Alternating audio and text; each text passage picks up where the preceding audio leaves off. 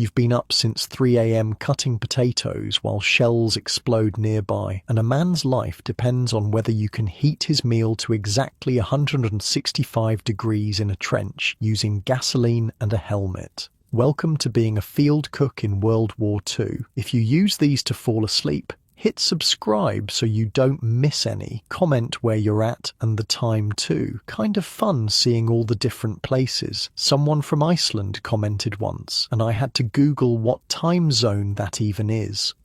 Okay, tonight it's World War II field cooking, but before we go anywhere, get cozy, like actually cozy. Pillows good? Blanket situation handled? Perfect, trust me on this one. Your eyes crack open to darkness, only the faintest hint of dawn visible through the canvas tent. It's 1943, and you're in an Allied camp somewhere in Europe. The rough wool blanket scratches against your skin as you shift. Your back aches from sleeping on what's basically a glorified burlap sack stuffed with straw. But you don't have time to complain about comfort. The sudden blast of a whistle jolts you fully awake. 4 in the goddamn morning. Again, you'd think being a cook would get you better hours than the infantry, but no. In the field, cooks are up first, to bed last. Rise and shine, cookie, the mess sergeant's voice booms through the tent. 200 hungry boys need breakfast in 2 hours. Your head still foggy with sleep, you roll off your cot and pull on your uniform. The fabric is stiff with yesterday's grease and sweat. Unlike your bed at home, where you might linger for a few more minutes of warmth, here there's no choice. You're already behind schedule. Move your arse, private. Those potatoes won't peel themselves. The moment your boots hit the muddy ground outside, the cold slaps you in the face. It's early spring, and the night chill hasn't burned off yet. Your breath forms clouds in front of you as you trudge toward the field kitchen. The Gulashkanona goulash cannon, as everyone calls it, looms in the pre-dawn gloom. It's a massive field kitchen on wheels, with its tall chimney sticking up like the barrel of artillery, hence the nickname. The Germans invented it, but every army has their version now. This mobile kitchen is your domain, your weapon in the war.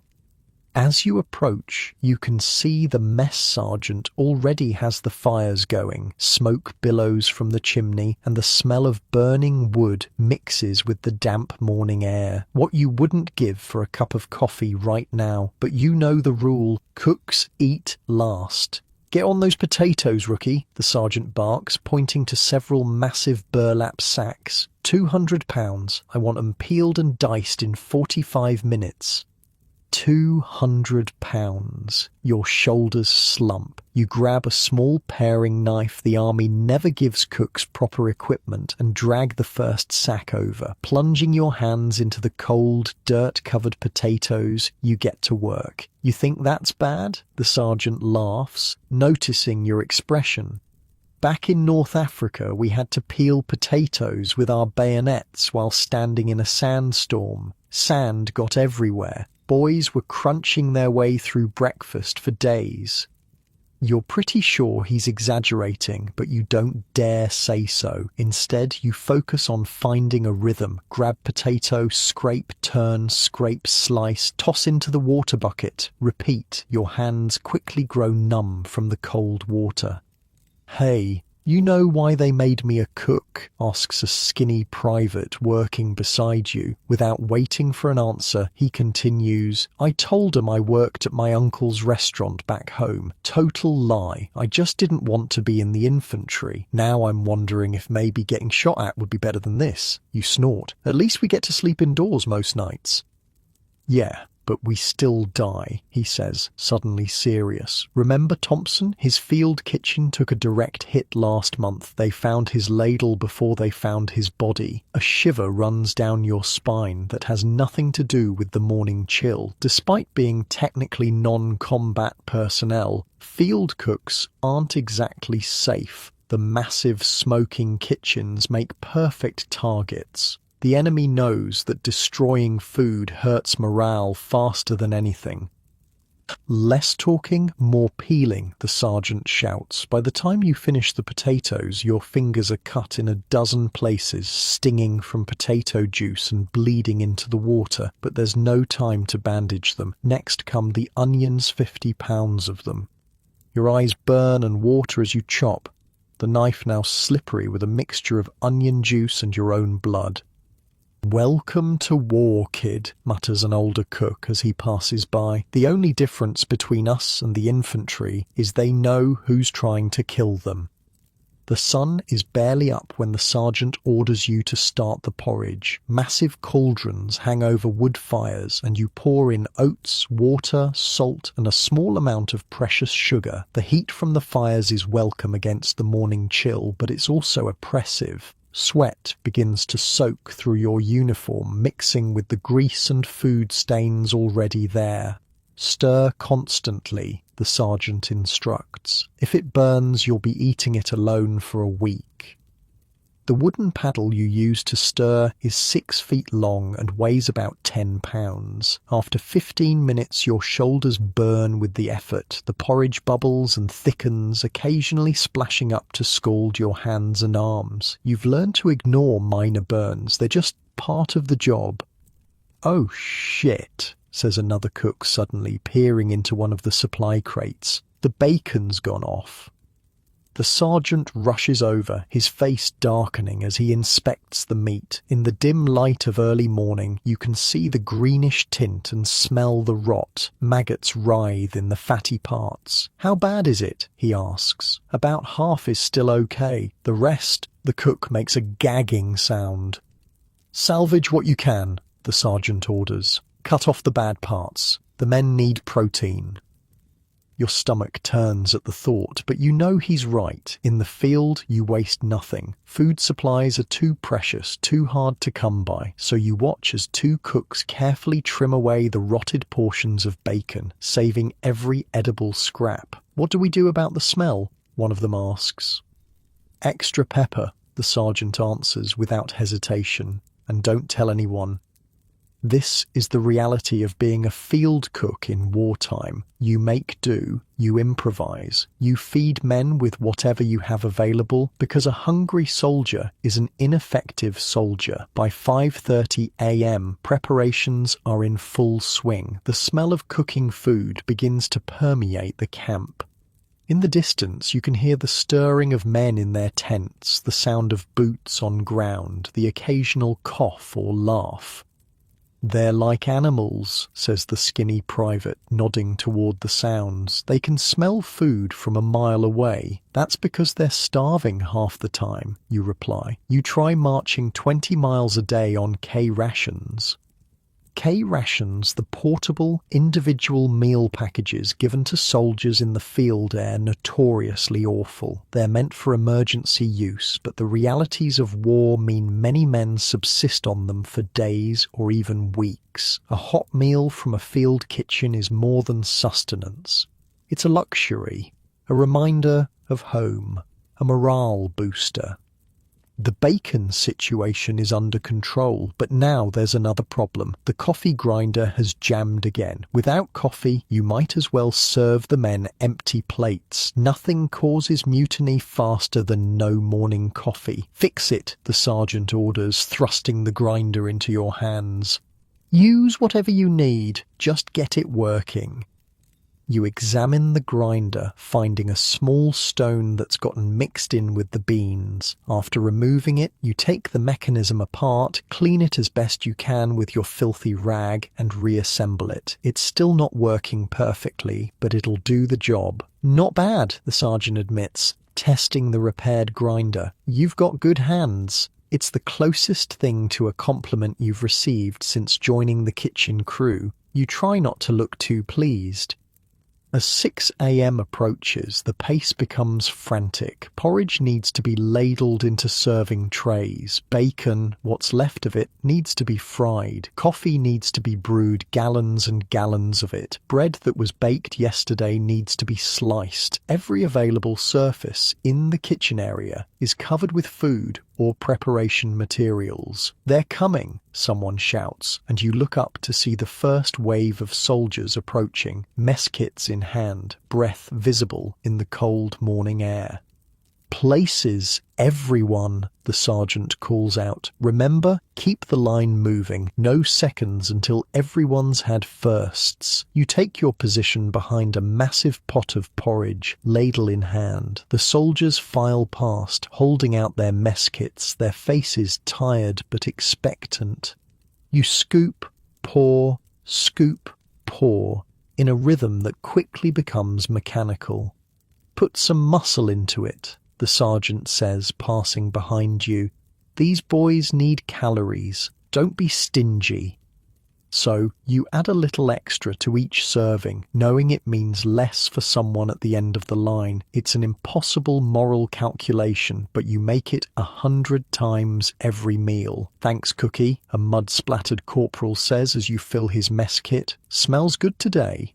You nod, not breaking your rhythm. Another soldier approaches, this one with a bandaged hand. "Can you help me, buddy?" he asks, gesturing to his injury. "Can't hold the tray steady."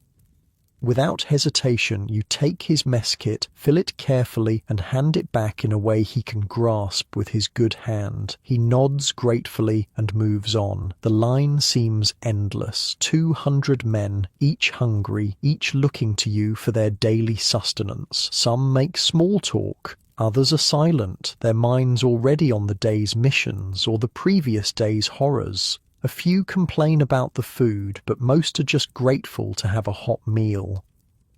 "Hey, is that bacon supposed to be that colour?" a sergeant asks, suspiciously poking at his meat. "That's just the smoke," you lie smoothly. "Special smoking technique from back home." He doesn't look convinced, but moves on anyway. Hunger is a powerful motivator.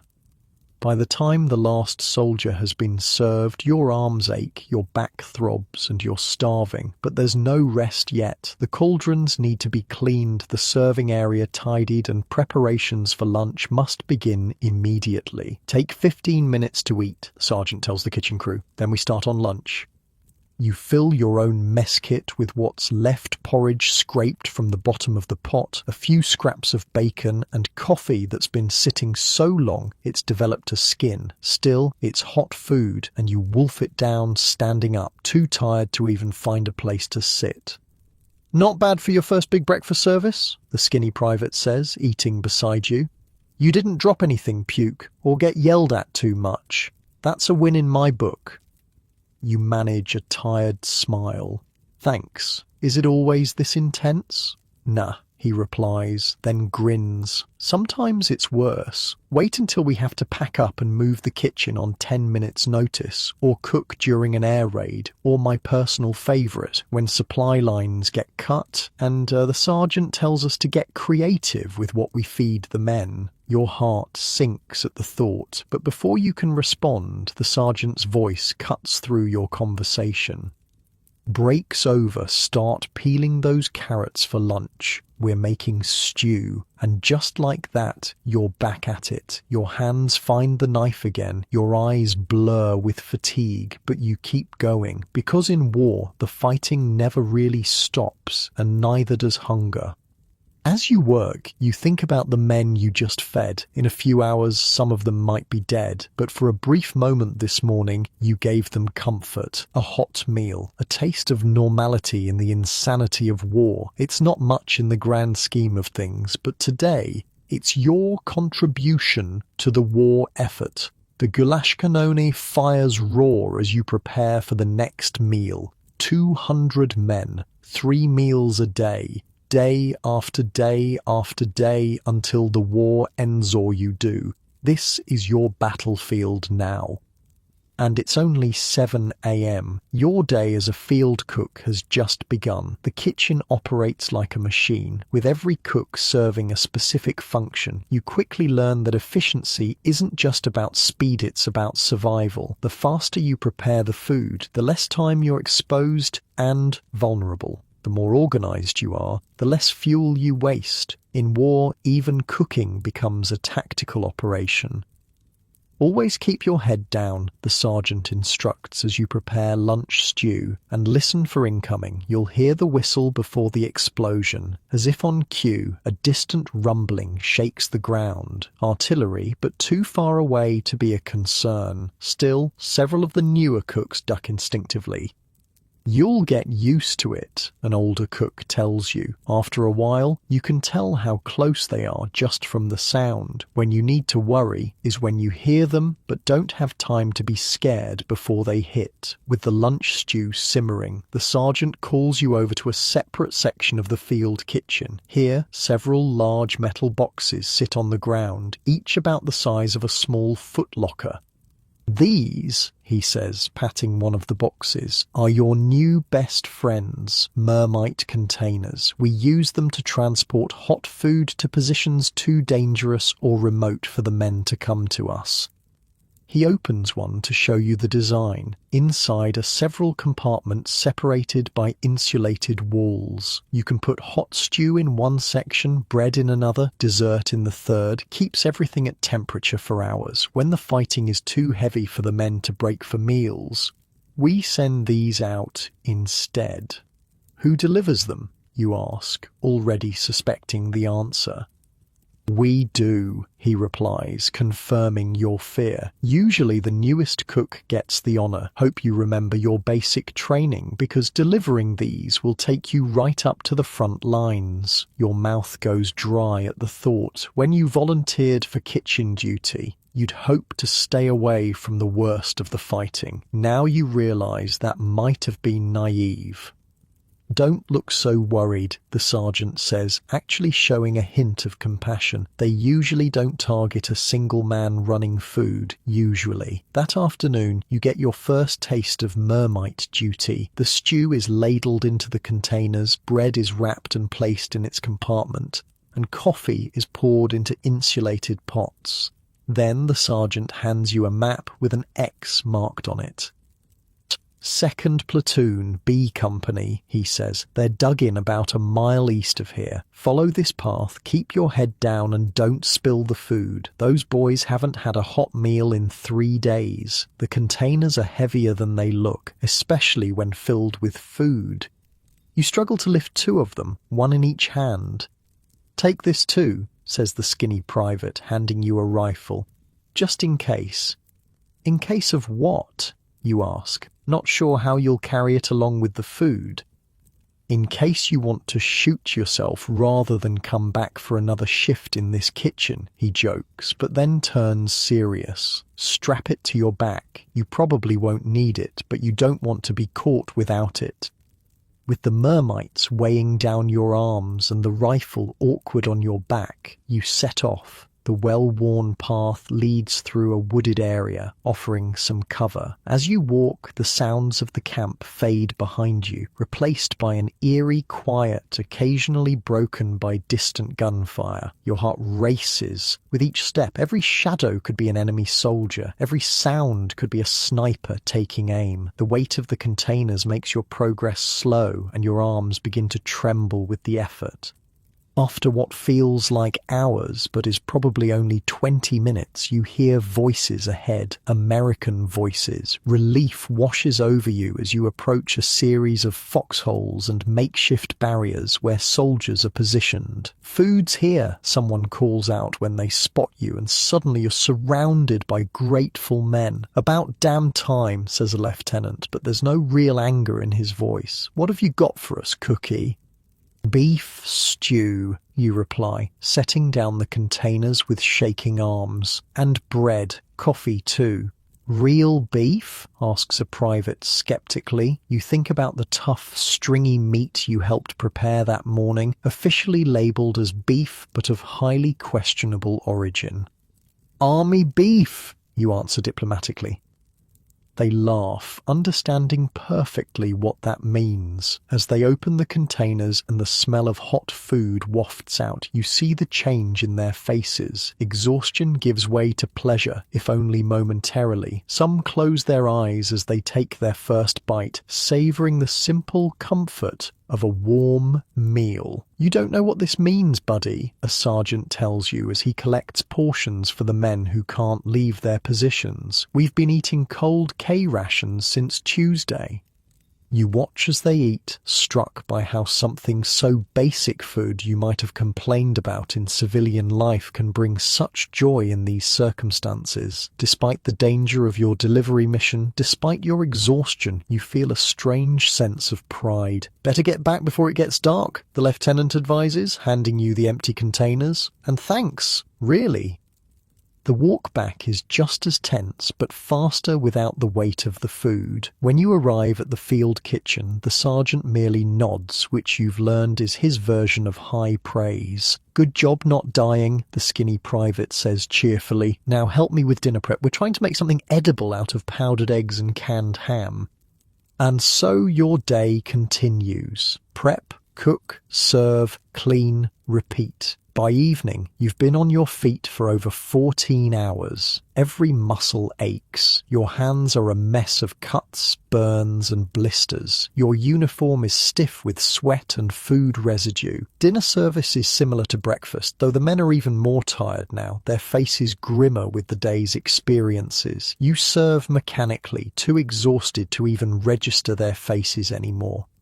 After the last man is fed, after the last pot is cleaned, the sergeant finally releases you for the night. It's past 9 p.m. Get some sleep, he says. We start again at 400. You drag yourself back to your tent, barely able to keep your eyes open. Your cot, which seems so uncomfortable this morning, now looks like the most inviting bed in the world. You don't even bother to remove your boots, just collapse onto the rough blanket. As you drift off to sleep, images from the day flash through your mind. The mountains of potatoes, the rotting bacon, the grateful faces of the men at the front line. In your last moments of consciousness, a strange thought occurs to you. Perhaps being a field cook isn't so different from being a combat soldier after all. Your weapons might be ladles instead of rifles. Your battles fought against time and scarcity rather than enemy soldiers, but the stakes feel just as high. A man's survival might not depend on how well you can shoot, but it absolutely depends on whether you can feed him. Tomorrow will bring another day of the same challenges, another day of improvising, of making do, of turning meagre supplies into meals that keep an army going. Another day of burns and cuts and back-breaking labour. Another day of wondering if this is the time your kitchen will be targeted. But as you finally succumb to sleep, there's a small, surprising sense of purpose settling in your chest. In a world torn apart by violence, you're creating something instead of destroying, feeding instead of killing. It's not the glory you might have imagined when the war began, but it's something real, something necessary. Your last thought before sleep claims you completely. Maybe this is exactly where you're meant to be. Unlike your cozy bed right now, where you're safe and warm, where no sergeant will wake you at 4 a.m. to peel potatoes, where no one's life depends on your cooking skills. As you sink deeper into your own comfortable pillows, imagine how precious sleep must have been to those field cooks, knowing another punishing day awaited them just a few hours away. The sergeant's boot connects with your cot at exactly 0400, right on schedule. Rise and shine, cupcake. We've got a special visitor today. You pry your eyes open, body still aching from yesterday. The tent is pitch black, the only light coming from the sergeant's flashlight as he moves on to wake the next victim. Who's coming, you mumble, already pulling on your boots. Colonel Bryant, Division Quartermaster. The skinny private from yesterday, whose name you've learned is Miller whispers from the darkness. Big shot from HQ. Sergeant's been losing his mind about it since midnight when the message came through. Shit. No wonder the sergeant seems even more on edge than usual. Outside, the pre-dawn air bites at your face. April in Europe means the nights are still freezing, though the days sometimes hint at warmth. The field kitchen is already alive with activity, fires roaring in the Gulash Kanona. Listen up. The sergeant gathers the kitchen crew. His face looks haggard in the firelight, like he hasn't slept at all. The quartermaster is inspecting our operation today. That means everything needs to be perfect. And I mean actually perfect, not army perfect. He paces as he speaks, his anxiety infecting the group.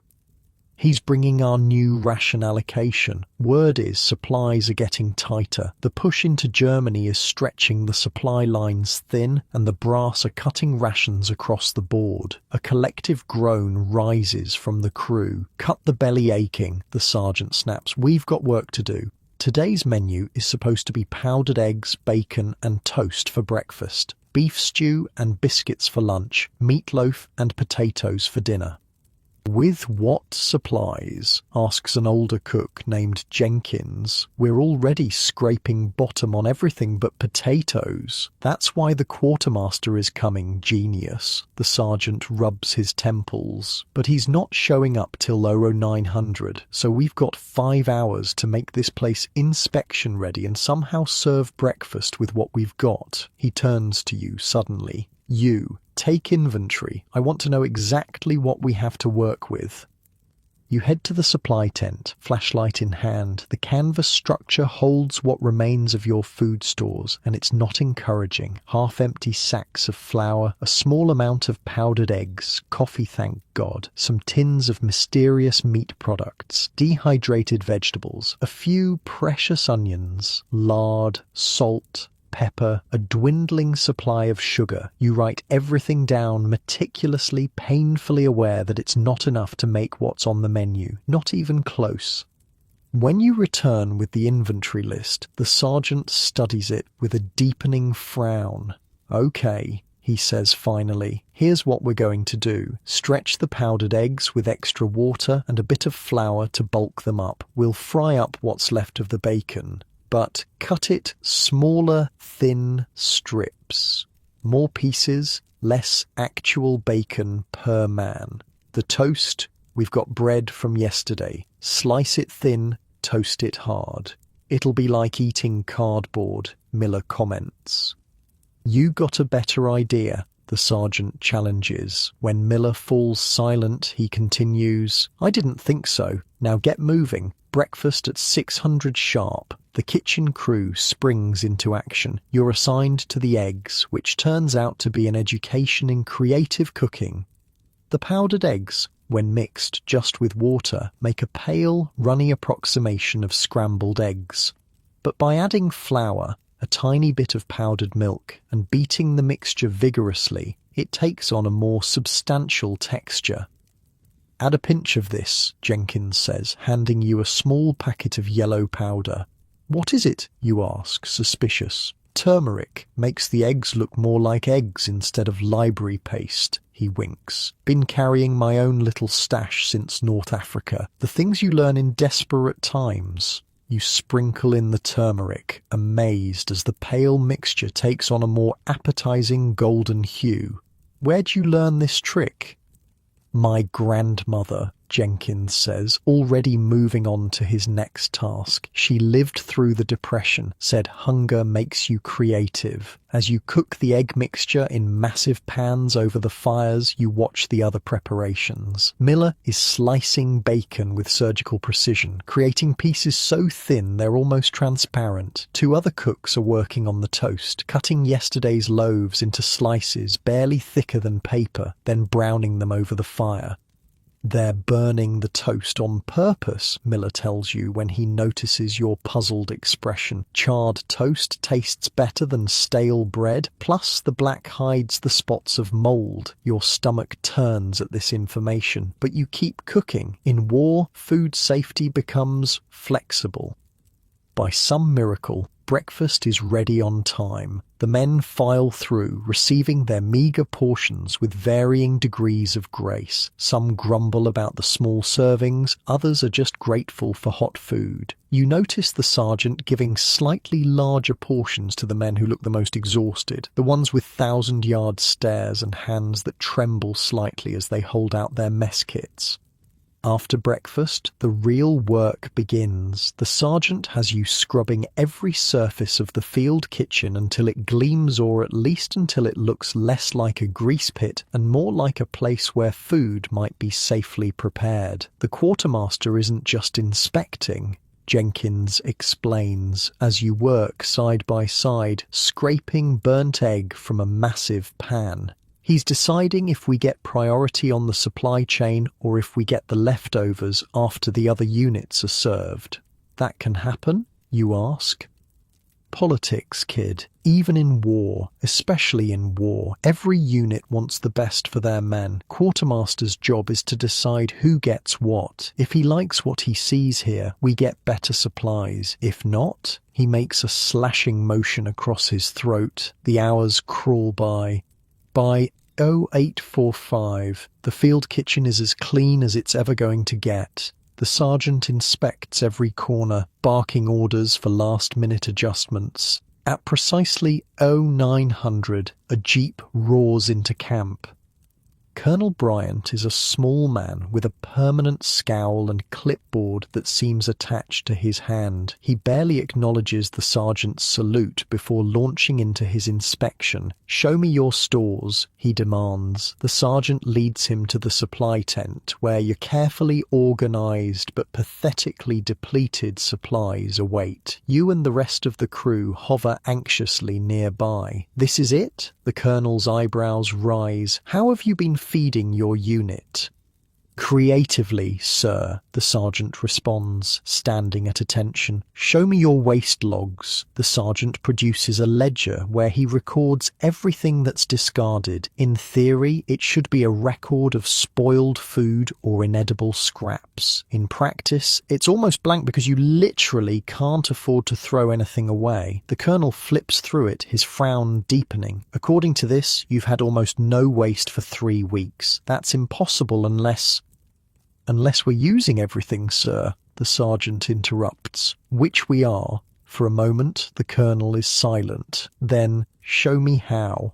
What follows is a bizarre cooking demonstration. The sergeant takes the colonel through your improvised techniques, how you extend meat by adding breadcrumbs and flour, how you use every part of every vegetable, how you repurpose stale bread into croutons or breadcrumbs or toast, how you transform leftovers into new dishes rather than discarding them.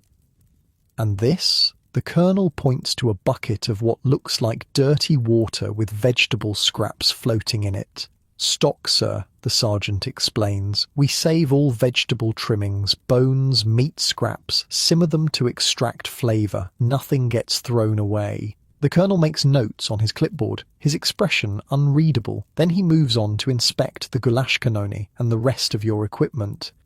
"Your fuel usage is well below average for a unit this size," he notes, reviewing more records. Explanation? The sergeant hesitates. "We supplement with whatever we can find, sir," meaning wood from the surrounding area, sometimes coal if we can get it. "We only use the issued petroleum when absolutely necessary." More notes on the clipboard. The colonel's face gives nothing away. Finally, after nearly 2 hours of inspection, the colonel addresses the entire kitchen crew. "I've visited 12 field kitchens this week," he says, his voice crisp. "Most are struggling with the supply situation. Most are sending requests for double or triple what they actually need, hoping to get enough. Most are wasting 15–20% of what they receive." He pauses, looking each of you in the eye. "This operation is different. Your efficiency metrics are exceptional. Your waste is minimal. Your improvisation is..." He seems to search for the right word. "Commendable." The sergeant stands a little straighter. "I'm authorizing a special supply drop for your unit," the colonel continues. "Not because you need more than others, but because you've proven you'll make the most of it." Relief washes over the crew. The colonel hands the sergeant a packet of papers. These are your new ration cards and allocation. There's also something else in their training materials, new techniques for preservation and preparation that we've been developing. I want you to implement them and report back on their effectiveness. Yes, sir, the sergeant says, accepting the packet like it's made of gold. One more thing, the colonel adds. I'm assigning your unit to train other kitchen crews in your methods. Sergeant, select 2 of your men to create a demonstration program. Starting next week, you'll receive visitors from other units. With that, he returns to his jeep and is gone in a cloud of dust, leaving behind a stunned kitchen crew. Holy shit, Miller breathes once the colonel is out of earshot. Did we just get promoted? More like additional duties, Jenkins mutters, but he's smiling. The sergeant is already tearing into the packet, reviewing the new allocation. His eyebrows rise higher with each page. We're getting double butter rations, he announces, and canned meat. Real canned meat, not that mystery stuff. Extra coffee too. A cheer goes up from the crew, quickly hushed by the sergeant. Don't get too excited. We've still got lunch to prepare, and now we've got these new techniques to learn. He pulls out a smaller booklet from the packet. Apparently the food scientists back home have been busy. He hands the booklet to you. You seem smart enough. Study this, then teach the rest of us. The title reads, Advanced Field Preservation and Preparation Techniques, Classified. Over the next hour, as lunch preparations continue around you, you pore over the booklet. It's fascinating stuff, scientific approaches to food preservation, nutritional calculations, methods for extending shelf life, techniques for maximizing flavor with minimal ingredients.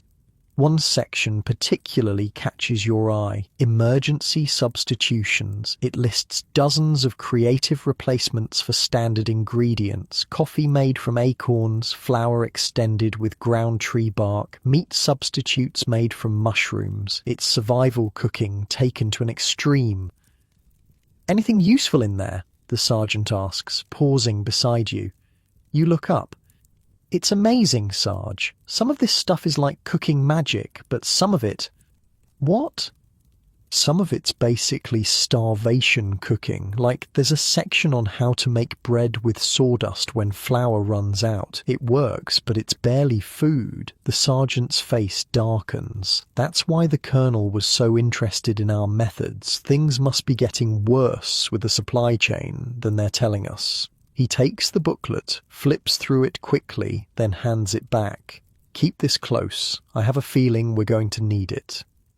The afternoon passes in a blur of activity. Lunch is served a stew made more flavorful by the stock you've been saving, stretched with extra potatoes but still satisfying. Then it's immediately on to dinner prep and implementing some of the new techniques from the booklet. You show Jenkins and Miller a method for tenderizing tough meat using a brine solution with baking soda. It breaks down the proteins, you explain, reading from the booklet, makes even the toughest cuts edible. Where do they come up with this stuff? Miller asks, watching skeptically as you prepare the brine. Scientists, you reply. Says here they've got whole laboratories back home just working on how to feed the army better. Seems like they could just send us more food instead of clever ways to make garbage edible, Miller grumbles. Jenkins cuffs him lightly on the back of the head. Use your brain, kid. If they could send more food, they would. This is about making do with what we've got. As evening approaches, you're implementing another new technique, bread fortification, by adding extra protein in the form of powdered milk and a tiny amount of ground peanuts to the dough. You can significantly increase the nutritional value without changing the taste much. It doesn't look that different, Miller notes as you knead the dough. That's the point, you say. The men get more nutrition without feeling like they're eating weird science experiments. The promised supply drop arrives just before dinner crates of provisions that are quickly unpacked and inventoried. As the sergeant predicted, it's better quality than your usual shipments. Real canned meat, butter, coffee, even a few luxury items like chocolate and canned peaches. Special occasion only, the sergeant says, locking away the chocolate, when the men really need a morale boost. Dinner preparation takes on a festive air with the new supplies. The meatloaf actually contains recognizable meat. The potatoes are mashed with real butter. There's even gravy made from actual drippings rather than just flour and water colored with coffee. As the men file through for dinner, their reaction is immediate. Eyes widen at the sight of the improved food. Comments of appreciation flow freely. One grizzled staff sergeant actually stops to shake your hand. "Whatever you boys are doing different, keep it up," he says. "Best meal I've had since Paris." That night, as you finally collapse into your cot, exhausted but satisfied, Miller flops down beside you. "So," he says, "you think we can actually pull this off? Teaching other units our methods?" You think about the day's events, the inspection, the new techniques, the improved supplies, the satisfied faces of the men at dinner. "Yeah," you reply, "I think we can." Miller is quiet for a moment. "You know what's weird?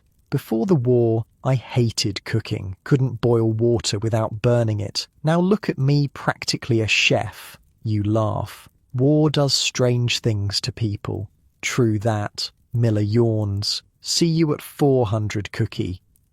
As you drift towards sleep, your mind turns over everything you've learned today, the science behind field cooking, the desperate creativity born of scarcity, the thin line between nutrition and starvation that you walk every day as a field cook. In civilian life, cooking was about pleasure, about taste, about choice. Here, it's about survival. Every calorie counts. Every nutrient matters. A man's fighting strength, his very life depends on what you put in his mess kit.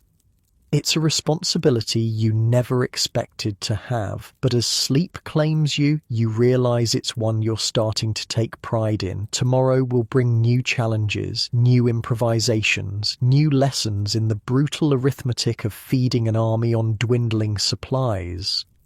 But tonight, at least, you fed them well.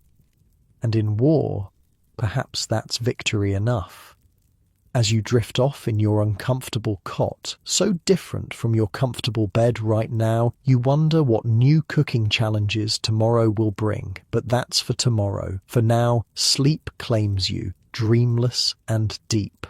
A terrifying whistling sound tears through the air, getting louder by the second. Incoming! Your body reacts before your mind does, diving for the nearest foxhole. You slam into the dirt next to Jenkins as the shell hits somewhere behind the field kitchen. The ground shakes. Dirt rains down. Your ears ring with the explosion. "Son of a bitch," Jenkins mutters, peering over the edge. They hit the latrine. 3 weeks have passed since the quartermaster's visit, and everything has changed. Your unit has pushed deeper into Germany, following the front line as Allied forces press toward Berlin. The relative safety of the rear echelon is gone. Now you're cooking less than a mile from active combat. "All clear." The sergeant's voice cuts through the chaos. "Back to work. Those potatoes won't peel themselves." You climb out of the foxhole, legs shaky, and stumble back to your station. The massive pot of stew you were stirring has been knocked over by the concussion, its contents spilled across the dirt. "Well, shit," you sigh, looking at the mess. "Clean it up and start again," the sergeant orders, already moving on to assess other damage. "We've still got 200 men to feed by noon." This is your life now, cooking under fire. The constant tension of knowing the next shell might have your name on it. The responsibility of keeping men fed despite everything the war throws at you. The routine that seemed so grueling back at the training camp now feels like a luxury. Wake at 0400. Prepare breakfast by 0600. Clean up.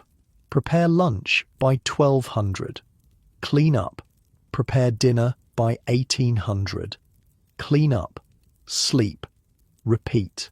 Simple. Predictable.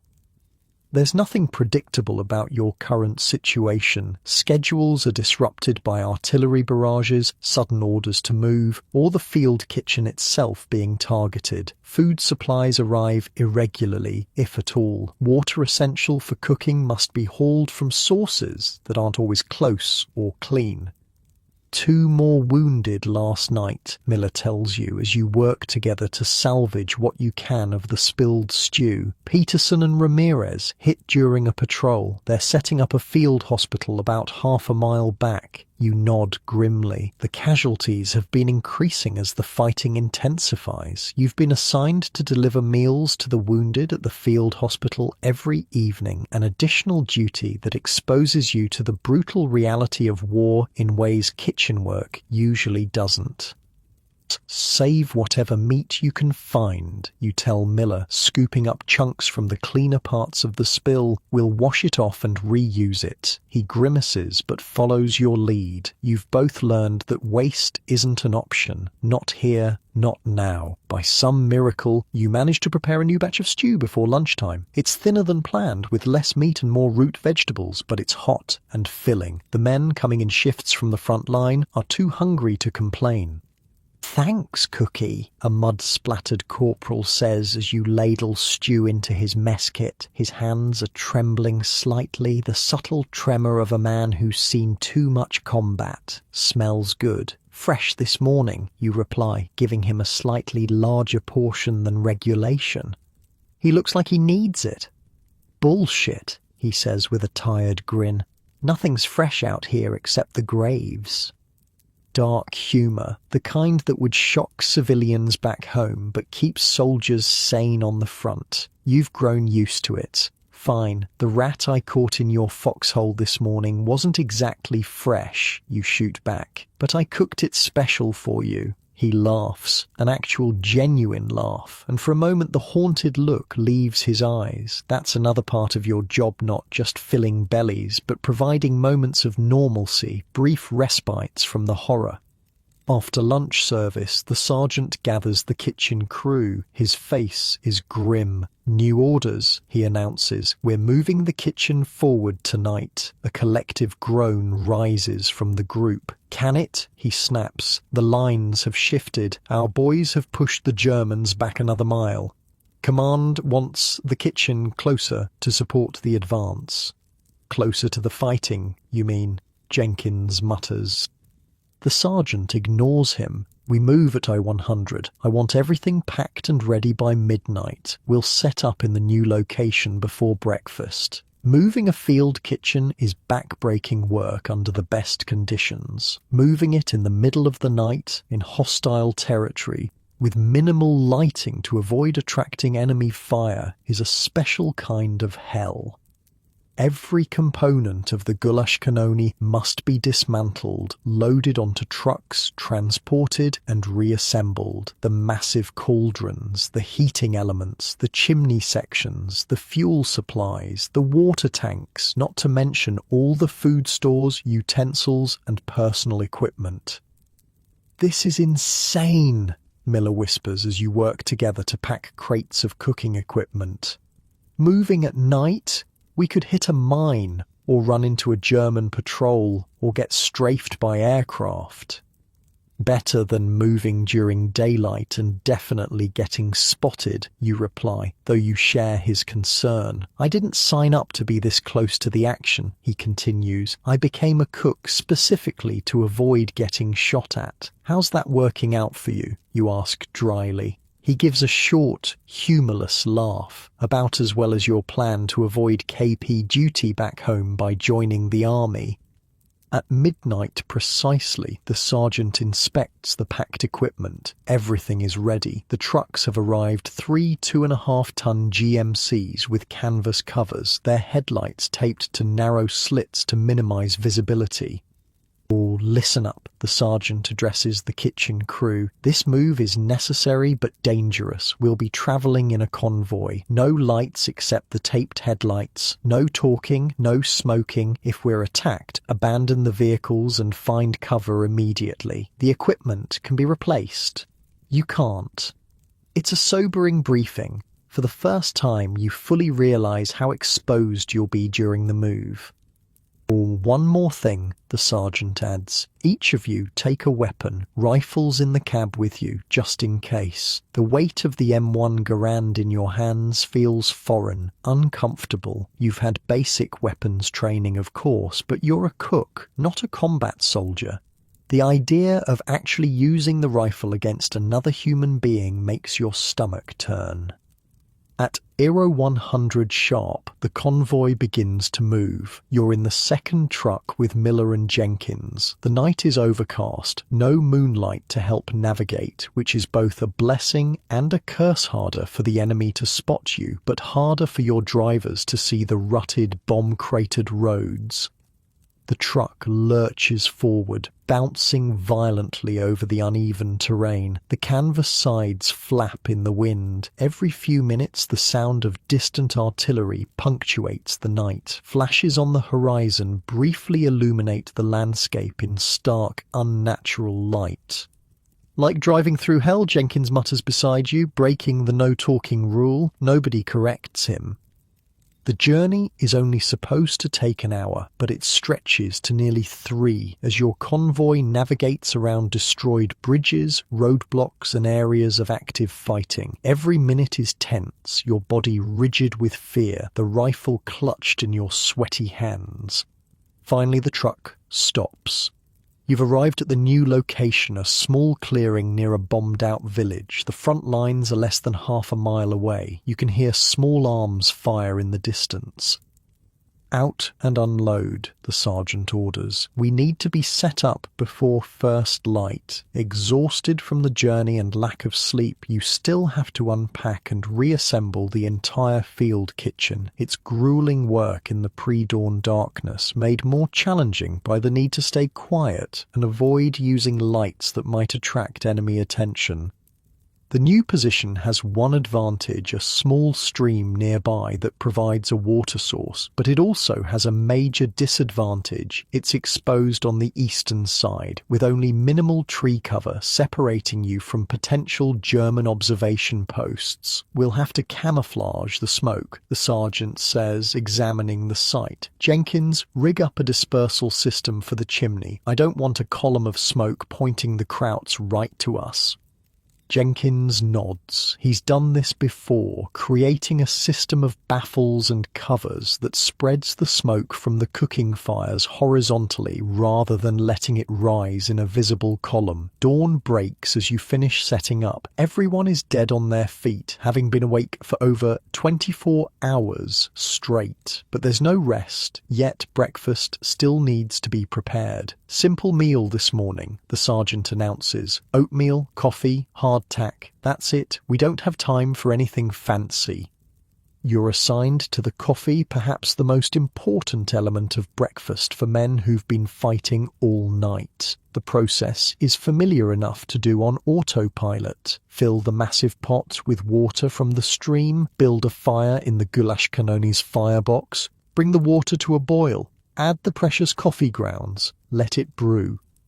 As the water heats, you hear a new sound cutting through the morning air, the distinctive crack of a sniper rifle, followed by the ping of a bullet hitting metal nearby. Down, the sergeant roars. Everyone drops to the ground. Another shot rings out, this one striking one of the coffee pots, sending a spray of hot water into the air. They can see us, Jenkins hisses. Told you this position was too exposed. The sergeant crawls toward the nearest truck, keeping his body low. He returns moments later with a field radio. "Support coming," he says tersely. "Counter-sniper team, but we need to get the camouflage netting up now."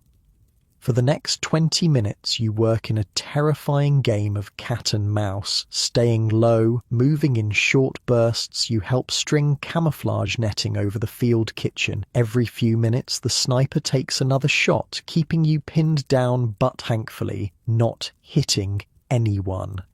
Finally, a squad from your unit arrives, including 2 snipers with scoped rifles. They immediately take positions at the edge of the clearing, scanning the tree line to the east. "Keep cooking," the squad leader tells you. "We'll handle the kraut." It's surreal, preparing breakfast while a sniper duel unfolds less than 100 yards away. The sharp crack of rifles punctuates the morning as you stir the oatmeal and salvage what's left of the coffee. Your hands shake, but you keep working. The men will be arriving for food soon, hungry after a night of combat. A final shot rings out, followed by a cheer from your unit's snipers. "Got him," the squad leader reports to your sergeant. "You should be clear now, but keep that netting up just in case." Breakfast is served under the camouflage netting, creating a strange, dappled light across the serving area. The men arrive in small groups, dirty and exhausted from overnight operations. Many have the hollow-eyed look of soldiers who've been in constant combat too long.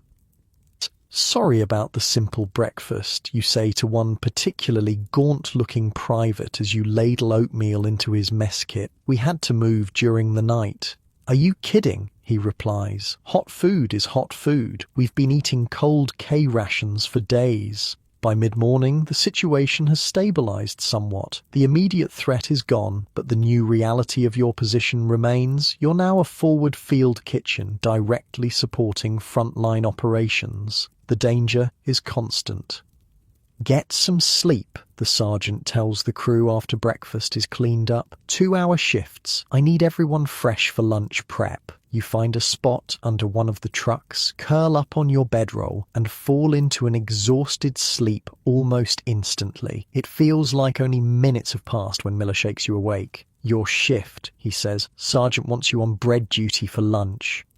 Bread is tricky in field conditions. The portable ovens attached to the goulash kanona are temperamental at best, especially with the inconsistent fuel you're forced to use, but bread is also vital filling, transportable, and a comfort food that reminds men of home. You mix the dough quickly using the fortification techniques from the special manual. Extra protein from powdered milk, a little vegetable oil for fat, just enough sugar to feed the yeast. You've become expert at knowing the exact consistency by feeler skill no recipe can teach. While the dough rises, you help prepare the main course pasta dish with what the supply officer optimistically labelled meat sauce. The actual meat content is questionable, but with enough tomato paste, herbs and careful seasoning, it becomes something appealingly food-like. The sound of vehicles approaching interrupts your work, not the familiar rumble of American trucks, but something different. Everyone freezes. "Tigers," Jenkins says, his voice tight. "German tanks." The sergeant is already moving. "Get to the foxholes, now." You abandon the food and run for the nearest foxhole, diving in headfirst as the first shell whistles overhead. It explodes somewhere behind you, the concussion slamming into your back like a giant fist. More shells follow. The Germans can't see you directly thanks to the camouflage, but they're bracketing the area where they suspect you might be, walking artillery fire across the clearing in a deadly pattern. In the foxhole with you are Miller and a young cook's assistant named Parker, barely 18. Parker's face is white with terror, his body trembling uncontrollably. "First time under fire?" you ask him, trying to sound calmer than you feel. He nods, unable to speak. "Just keep your head down," you say. "It'll pass." But the barrage continues, intensifies. Dirt and debris rain down on your foxhole. The sound is overwhelming, not just the explosions, but the ripping, tearing sound of trees being shredded by shrapnel. They're gonna hit the kitchen, Miller says grimly. All that work for nothing.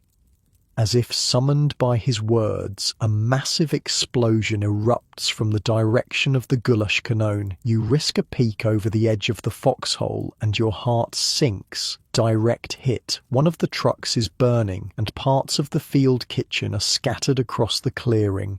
The barrage continues for what feels like hours, but is probably only 20 minutes.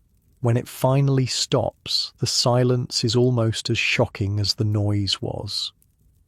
"Stay down," Miller warns as Parker makes to stand up. They always wait to see if anyone moves, then they start again. Sure enough, after a tense minute of silence, another shell screams in, exploding near where the sergeant's foxhole is located, then nothing.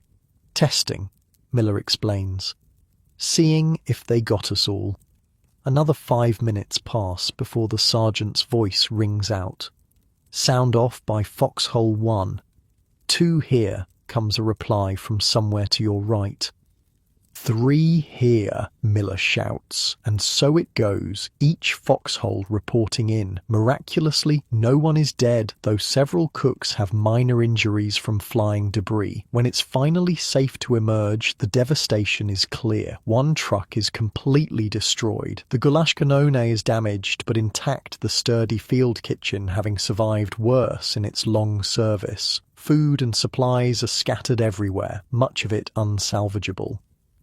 "Assess and report," the sergeant orders, his own face streaked with dirt and blood from a cut on his forehead. "I need to know what we can still use. The bread dough you were working on is covered in dirt and debris. The pasta is ruined. Most of the prepared food is contaminated by soil, shrapnel, or chemicals from the explosives. We've got canned goods that survived," Jenkins reports. "Some of the flour and sugar in sealed containers. Coffee's okay. Water tank is intact, but we need to test for contamination." The sergeant processes this information, his expression grim. "We've still got men to feed," he says finally. "We'll have to improvise. Again."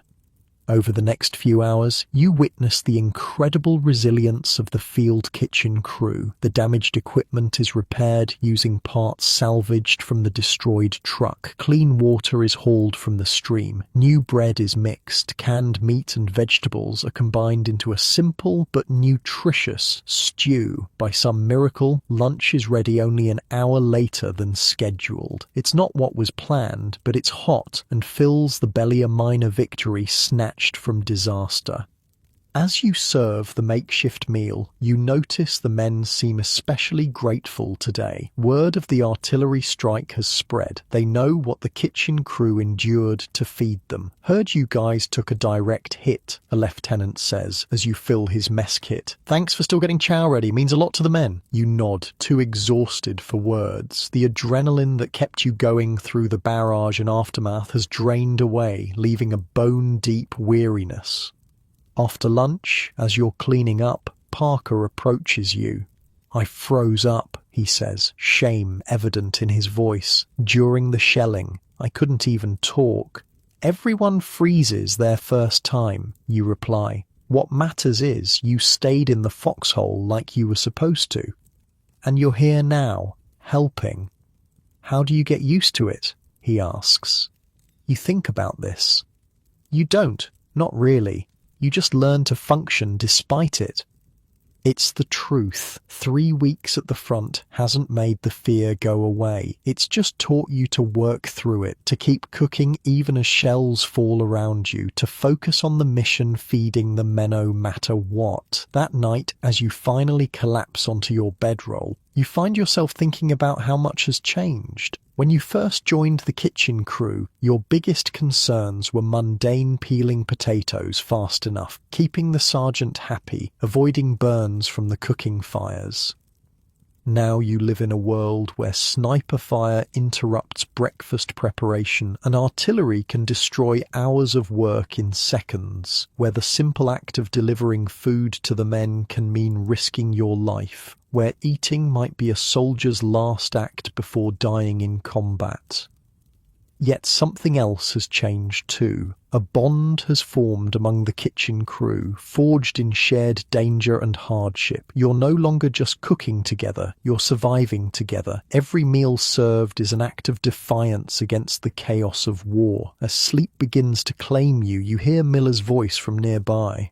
"Hey," he says softly, "you know what's crazy? I actually miss the days when all we had to worry about was the sergeant yelling about potato peeling." You smile in the darkness. "We'll get back there," you murmur. "Just gotta survive this first." "Yeah," he replies. "One meal at a time. One meal at a time." It's become your mantra, your way of breaking the overwhelming task of war into manageable pieces. Just like the soldiers fight one battle at a time, you fight your war one meal at a time. As you drift off to sleep, the sound of distant artillery, your macabre lullaby, you wonder what tomorrow's meal will bring. But for now, in your warm, safe bed at home, so different from that hard ground beneath a destroyed field kitchen, you can rest, knowing that today, at least, you won those small battles. You kept the men fed. You survived. And in war, sometimes that's enough. The first snowflake lands on your nose as you're hauling water from the stream. By the time you make it back to the field kitchen, white flakes swirl through the air, catching in your eyelashes and melting against your skin. "Perfect," Jenkins mutters, glancing skyward. "Just what we needed. Winter in goddamn Germany."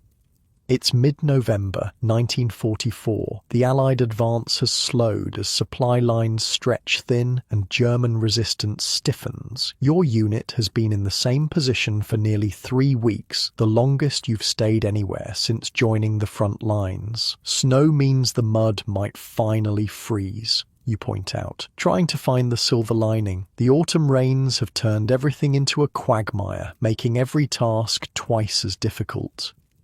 "Yeah, and then we get to deal with frostbite and frozen pipes instead," Jenkins replies. "I was in the Ardennes in 40. Trust me, kid, you'd rather have mud." The sergeant approaches, his breath visible in the increasingly cold air. "Weather report says this is just the beginning. Big storm coming. I want all equipment winterized by end of day."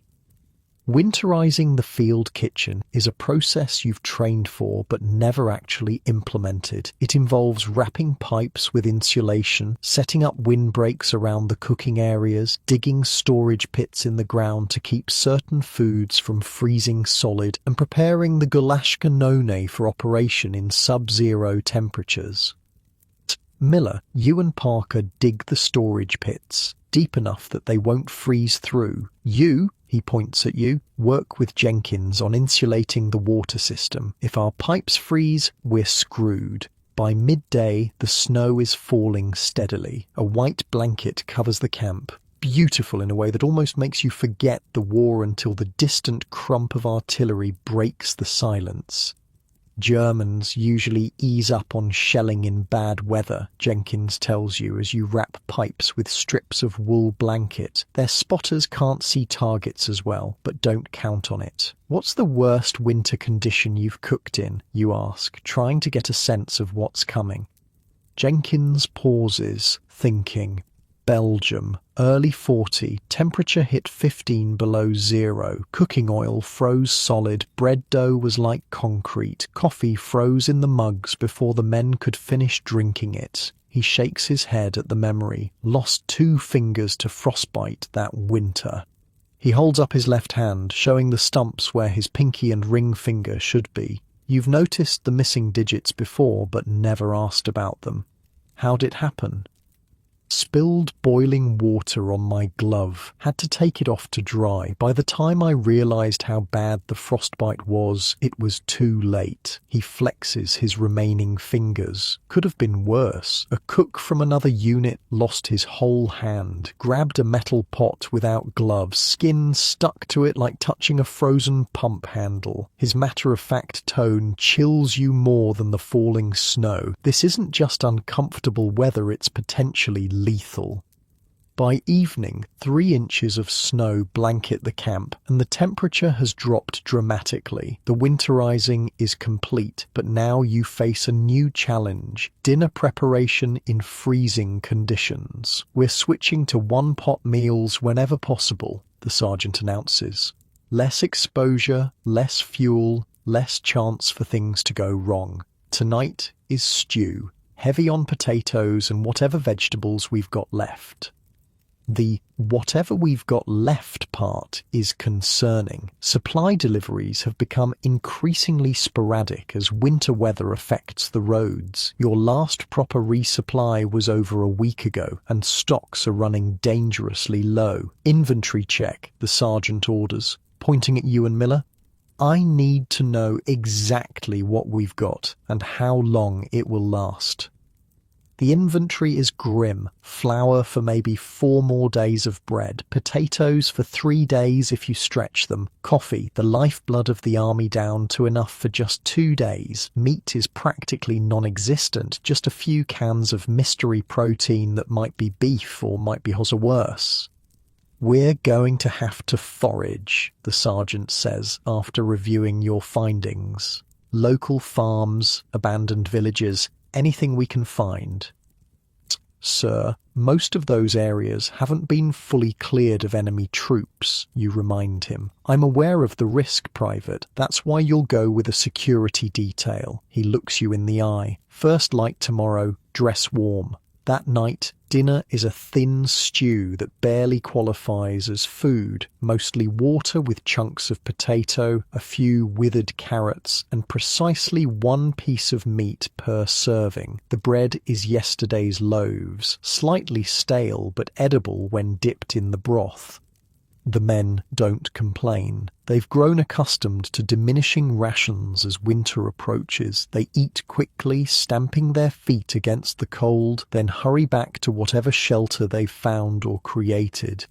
Sleep comes fitfully in your freezing tent. The army-issue sleeping bag is barely adequate, and you find yourself wearing every piece of clothing you own, including your helmet liner as an extra hat. Still, the cold seeps in, keeping you hovering on the edge of sleep without ever fully succumbing.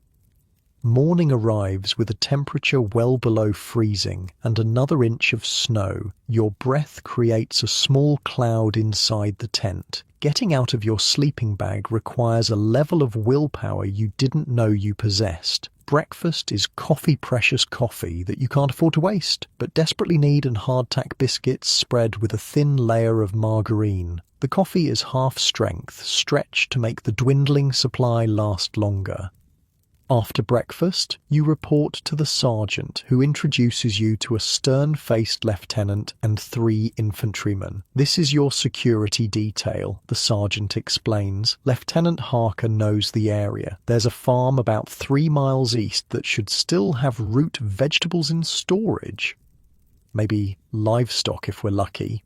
The lieutenant looks you up and down. Ever done this before, Cook? No, sir, you admit. Stay close. Do exactly what I say and we'll be fine. He checks his watch. We move in 5 minutes. Bring empty sacks and that cart if it can handle the snow. The cart in question is a small 2-wheeled affair you normally use for transporting food from the kitchen to outlying positions. Its thin wheels aren't ideal for snow, but it's better than carrying everything by hand.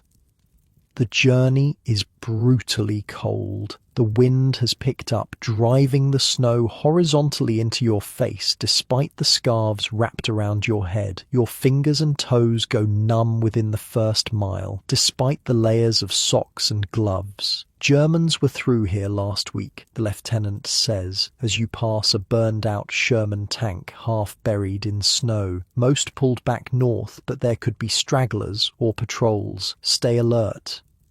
The farm appears after nearly 2 hours of trudging through deepening snow. It's a typical German farmhouse with a large barn and several outbuildings. No smoke rises from the chimney. No tracks mar the snow around it, abandoned, at least temporarily. "Anderson, Peters, check the house," the lieutenant orders. "Williams, with me on the barn. Cook, stay put until we clear the buildings."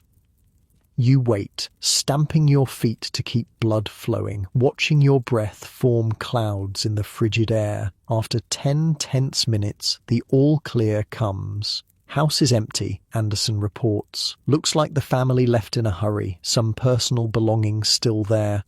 "Barn's clear too," the lieutenant adds. "And we hit the jackpot. Root cellar under the barn floor, full of potatoes, turnips, carrots, even some preserved meat." Your heart leaps. This could sustain your unit for days, maybe weeks. "There's livestock too," Williams adds. 3 pigs, dozen chickens. Someone's been feeding them recently. The lieutenant considers this. Means someone might come back. "We need to move fast." He turns to you. "Get what we need from the cellar first. We'll decide about the livestock after."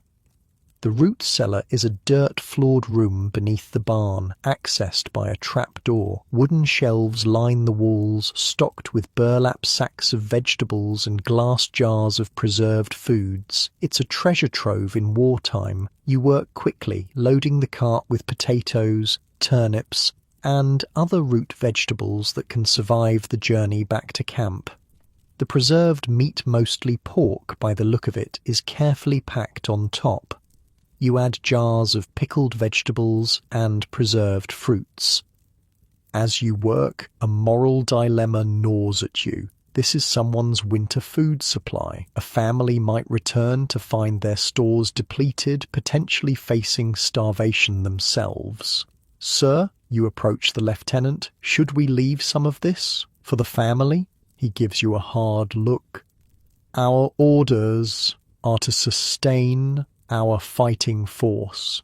These people chose to support Hitler. Our men come first." You nod, uncomfortable but unwilling to argue. War force's impossible choices. Today, your men will eat. What happens to the German family is not your responsibility. At least that's what you tell yourself as you continue loading the cart. The decision about the livestock is made for you when distant gunfire erupts. "German patrol," the lieutenant says tersely, peering through binoculars. "Maybe half a mile out, moving this way." He makes a quick decision. "Leave the animals, grab what we've got, and move. Now." The return journey is even more grueling. The cart, now heavily laden, repeatedly gets stuck in the snow. Your security detail takes turns helping you haul it while maintaining vigilance for the German patrol. Every few hundred yards, you stop to listen. The sound of gunfire has faded, but the knowledge that enemy troops are in the area keeps everyone on edge. If we're engaged, the lieutenant tells you quietly during one such stop, abandon the cart and run for those trees. Don't try to be a hero. The food's important, but not worth dying for. You nod, hoping it doesn't come to that. After all you've been through to get these supplies, leaving them behind would feel like a personal failure.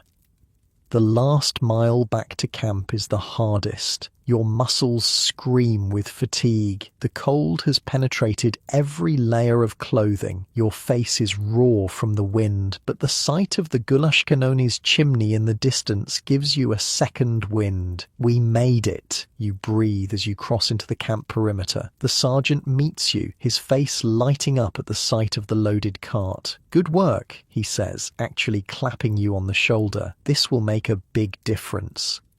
That night, dinner is a hearty stew made with the foraged vegetables and preserved pork. There's enough for seconds, even thirds. The men's spirits lift noticeably with the improved meal. Where'd all this come from? Miller asks as he helps you prepare the food. Farm to the east, you reply. Abandoned. Lucky for us, he says, then gives you a knowing look. Not so lucky for whoever lived there.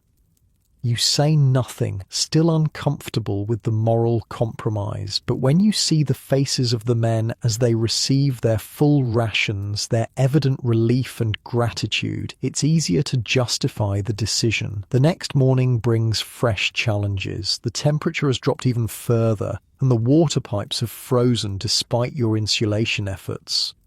We need to thaw them without bursting them, Jenkins says, examining the solid ice visible in a section of clear tubing, and we need water for breakfast. We can melt snow, you suggest, looking at the white blanket covering everything. Do you have any idea how much snow you need to melt to get a useful amount of water? Jenkins shakes his head. It takes about 10 gallons of snow to make 1 gallon of water, and it's slow. Nevertheless, with no other option, you begin the laborious process of melting snow in every available container. The heat from the cooking fires helps, but it's painfully inefficient. I've got an idea, Miller says after watching your struggle. He disappears into the supply tent and returns with a large tarp. We spread this out, pile snow on it, and angle it toward containers. The dark color will absorb sunlight and melt the snow faster. It's clever, and it works somewhat. By combining this method with directly melting snow in pots, you manage to gather enough water for the morning's cooking needs. The frozen pipes prove more challenging. Jenkins fashions a system using heated cloths wrapped around the pipes, gradually thawing them section by section without causing them to burst. It's painstaking work that takes most of the day. This is just the beginning, he tells you as you work together. Winter's barely started. It'll get worse. He's right. Over the next week, conditions deteriorate further. The temperature rarely rises above freezing. Snow falls intermittently, accumulating to nearly a foot in some areas. The ground freezes solid, making it impossible to dig new latrines or storage pits. Cooking becomes an exercise in battling the elements. Bread dough freezes if left exposed for more than a few minutes. Water for cooking must be kept constantly heated, or it turns to ice. The fat in meat solidifies almost instantly when removed from heat. Your hands suffer the worst. Constantly exposed to the alternating extremes of freezing air and boiling pots, the skin cracks and bleeds. Chilblains, painful, inflammatory swellings develop on your fingers. Every movement becomes painful. Petroleum jelly, the sergeant advises, tossing you a small tin. Won't cure it, but helps prevent it from getting worse. Rub it in whenever you can. The petroleum jelly helps somewhat, but nothing truly alleviates the constant discomfort. You notice all the veteran cooks have similar hand-scracked, reddened, scarred from years of this abuse. Fuel becomes another critical concern. The wood you've gathered is often too wet to burn efficiently. Coal is practically non-existent. The specialized fuel for the Gulashkanona is strictly rationed. We need to be smart about this, the sergeant tells the kitchen crew. One fire, used for multiple purposes. No individual cooking, no heating water just to wash unless absolutely necessary for sanitation. The men begin bringing their own fuel when they come for meals, scraps of wood, pieces of broken equipment, anything that might burn. It's a violation of regulations to burn military property, but the sergeant turns a blind eye. Survival trumps rules. One particularly cold morning, you're struggling to light the main cooking fire with damp wood when Parker approaches. "Try this," he says, handing you a small tin of whitish paste. It's improvised fire starter, mix of candle wax and cotton from medical supplies, works even with wet wood. "Where'd you get it?" you ask, impressed by his ingenuity. "Made it," he shrugs. "My dad taught me. We used to go camping in winter back home." The fire starter works brilliantly. Within minutes you have a strong blaze despite the poor quality wood. It's a small victory, but in winter warfare those small victories keep you alive. Delivering food to outlying positions becomes another life-threatening challenge. The Mermite containers, designed to keep food hot for hours, still lose heat rapidly in sub-zero temperatures. By the time you reach the furthest foxholes, the food is often barely above freezing. "We need to modify the containers," you suggest to the sergeant after one particularly difficult delivery where the men received essentially cold stew. "Maybe add an extra layer of insulation or some kind of chemical heat pack?" The sergeant considers this. "Let me talk to the engineers. They might have some ideas or materials we can use." The solution, when it comes, is both simple and ingenious. The engineers provide soapstone blocks that can be heated in the cooking fires, then placed in a special compartment added to the bottom of each Mermite container. The stones hold heat for hours, keeping the food warm even on the longest deliveries. It's a small improvement, but the gratitude on the faces of the men receiving properly hot food in their frozen foxholes makes every difficult journey worthwhile. As December arrives, another enemy joins the cold. Disease. Respiratory infections spread rapidly through the camp. Men weakened by cold, exhaustion, and less than ideal nutrition fall prey to bronchitis, pneumonia, and other ailments. The field hospital, already busy with combat casualties, fills with coughing, feverish soldiers. Special dietary requirements for the sick add another layer of complexity to your cooking duties.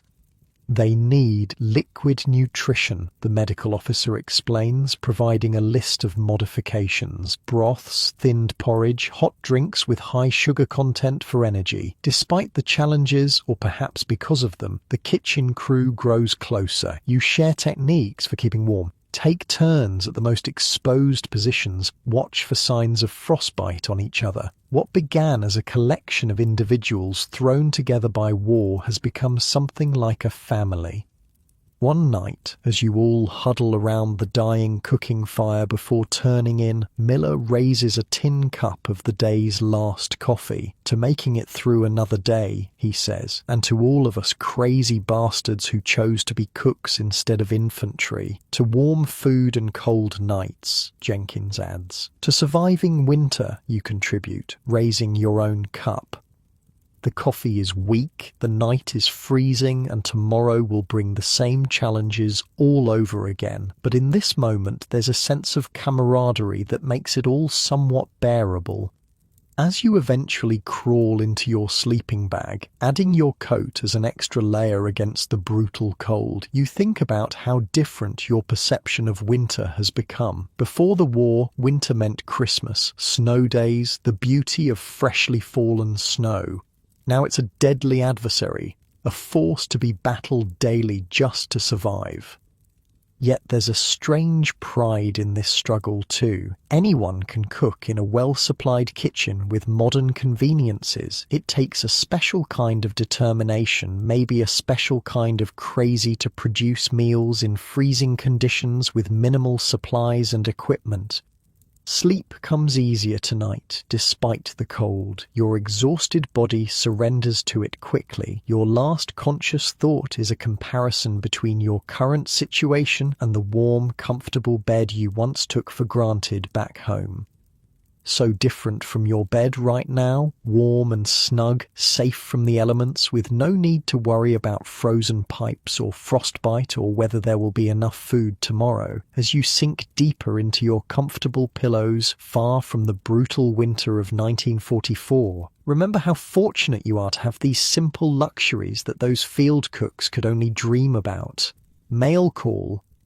2 simple words that transform the entire camp. Men emerge from tents and foxholes like groundhogs after winter, faces lighting up with anticipation. Even the kitchen crew pauses their endless work, hearts quickening at the possibility of news from home.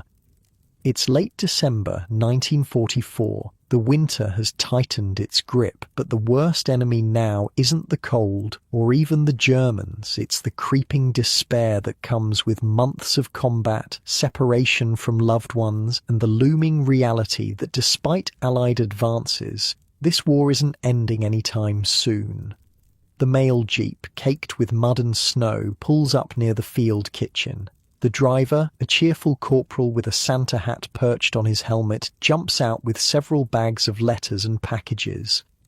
"Got a big one for the kitchen crew," he announces, hefting a large parcel. "From the Ladies' Auxiliary in Milwaukee." The sergeant takes the package, examining the label. "Well, I'll be damned. It's addressed to the boys keeping our soldiers fed." "Someone finally remembered us," Jenkins says, with a wry smile. "Only took 3 years of war."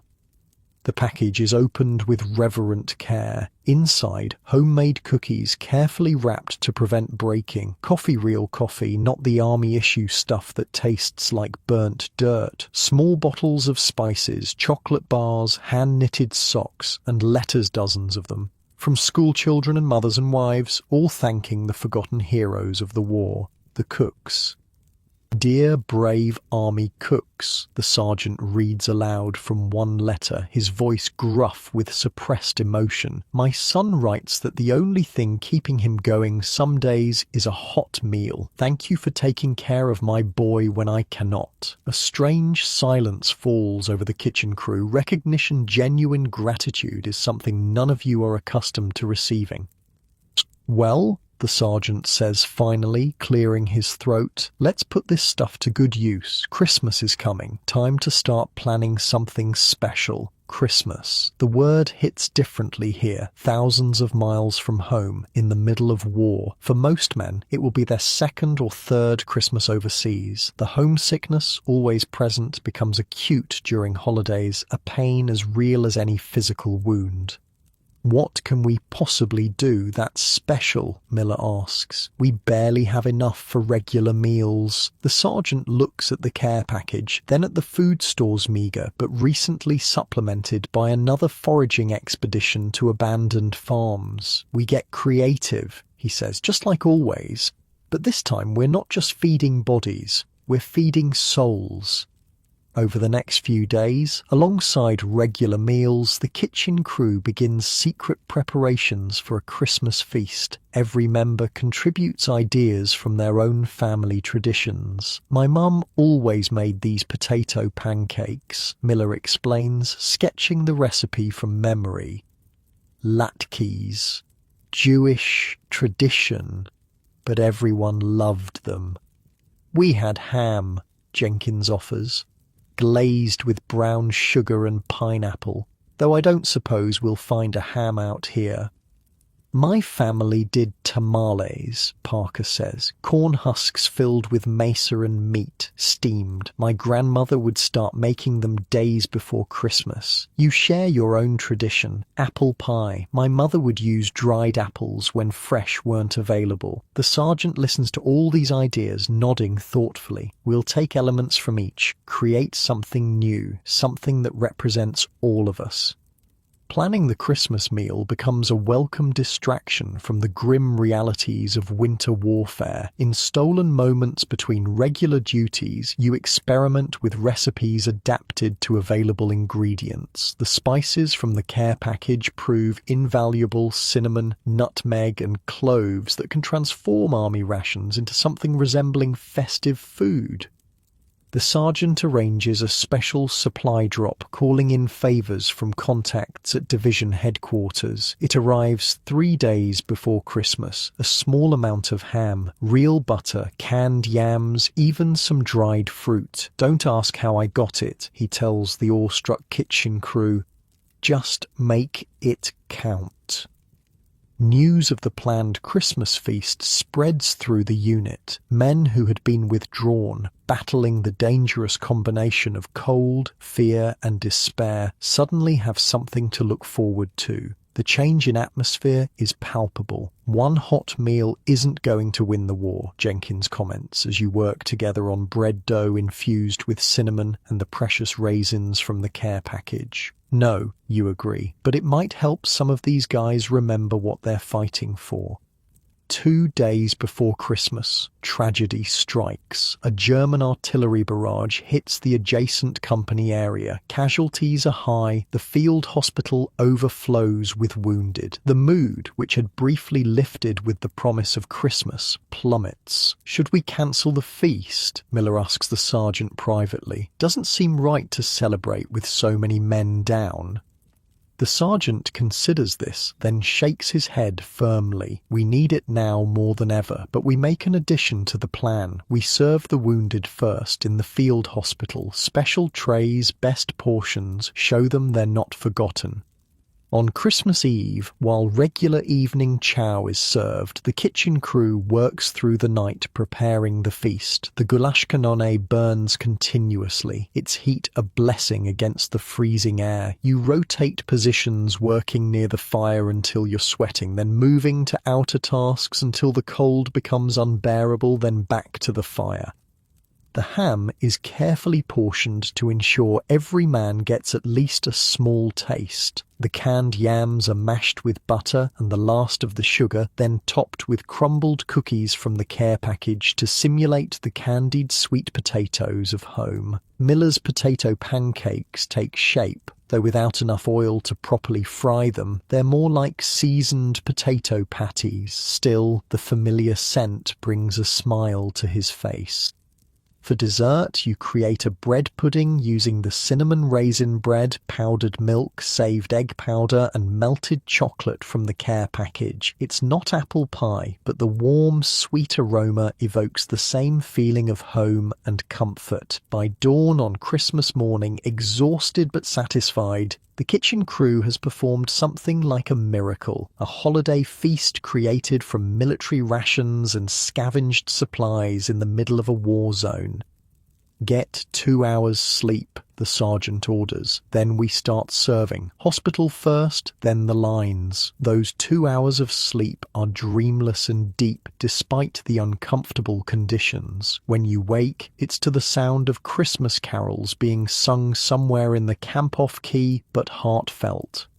The meal service begins at the field hospital. You and Jenkins carefully transport special trays to the wounded, each containing small portions of everything: ham, sweet potatoes, potato pancakes, bread, and dessert. It's not much by civilian standards, but in this context, it's a banquet. "Merry Christmas, fellas," Jenkins says as you enter the hospital tent. "Special delivery."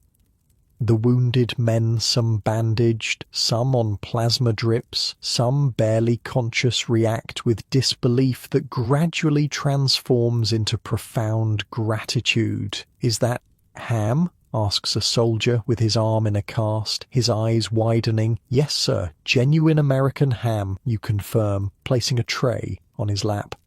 "Along with all the trimmings." A medic approaches, concern on his tired face. Some of these men are on restricted diets, liquid only for those with abdominal wounds. "Got that covered," you say, producing several containers of specially prepared broth, the ham cooking liquid, enhanced with pureed vegetables and strained to a smooth consistency. All the flavor, none of the solids. The medic's expression softens. "You guys thought of everything." Moving from bed to bed, you serve each wounded soldier. Some are too injured to respond beyond a nod or faint smile. Others express their thanks verbally, sometimes with colorful language that makes you grin. "Holy shit, real food," one private with a bandaged leg exclaims. "I thought I was hallucinating from the morphine." What strikes you most is how many of them ask about their buddies, concerned that men still in the line get their share before the hospital patients. That selflessness, that brotherhood, is something civilians back home might never fully understand.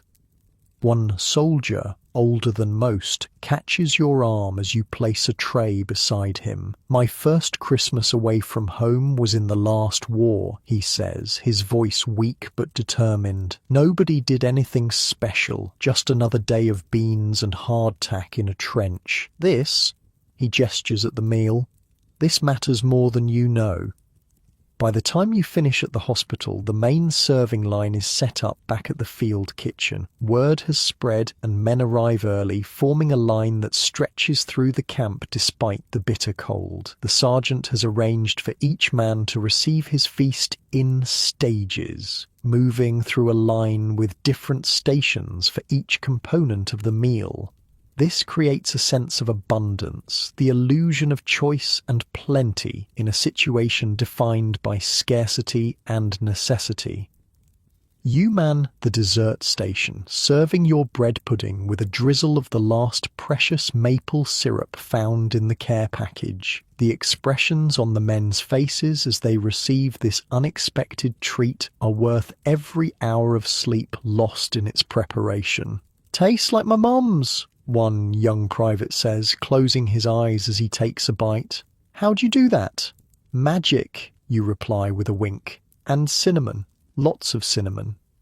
As the day progresses, the mood in the camp transforms. Men linger after eating, talking and laughing instead of hurrying back to their positions. Some share treats from their own care packages from home. A few produce instruments, a harmonica, a small accordion, a makeshift drum, and music joins the celebration. The German artillery, as if honouring some unspoken Christmas truce, remains silent for the day. The skies clear and weak winter sunlight breaks through, glittering on the snow nature's own Christmas decoration. By evening, when the last man has been served and the kitchen crew finally sits down to their own meal, there's a sense of achievement that transcends the usual satisfaction of a duty completed. "To the best damn kitchen crew in the European theatre," the sergeant toasts, raising a cup of the good coffee from the care package. "You performed a miracle today." "Wasn't a miracle," Jenkins corrects him. "Just good cooking under impossible conditions. Our specialty." You eat slowly, savouring flavours that have become rare luxuries: salt, fat, sweetness. The conversation flows easily, the shared accomplishment creating a warmth that has nothing to do with the nearby fire. "Think they'll remember this?" Parker asks during a lull in the talk. "The men, I mean, when they go home after the war, think they'll remember one Christmas meal in the middle of nowhere?" Jenkins considers this. "They might not remember what they ate, but they'll remember how it made them feel. Like someone gave a damn, like they weren't just anonymous bodies being fed enough to keep fighting." He shrugs. "That's what matters."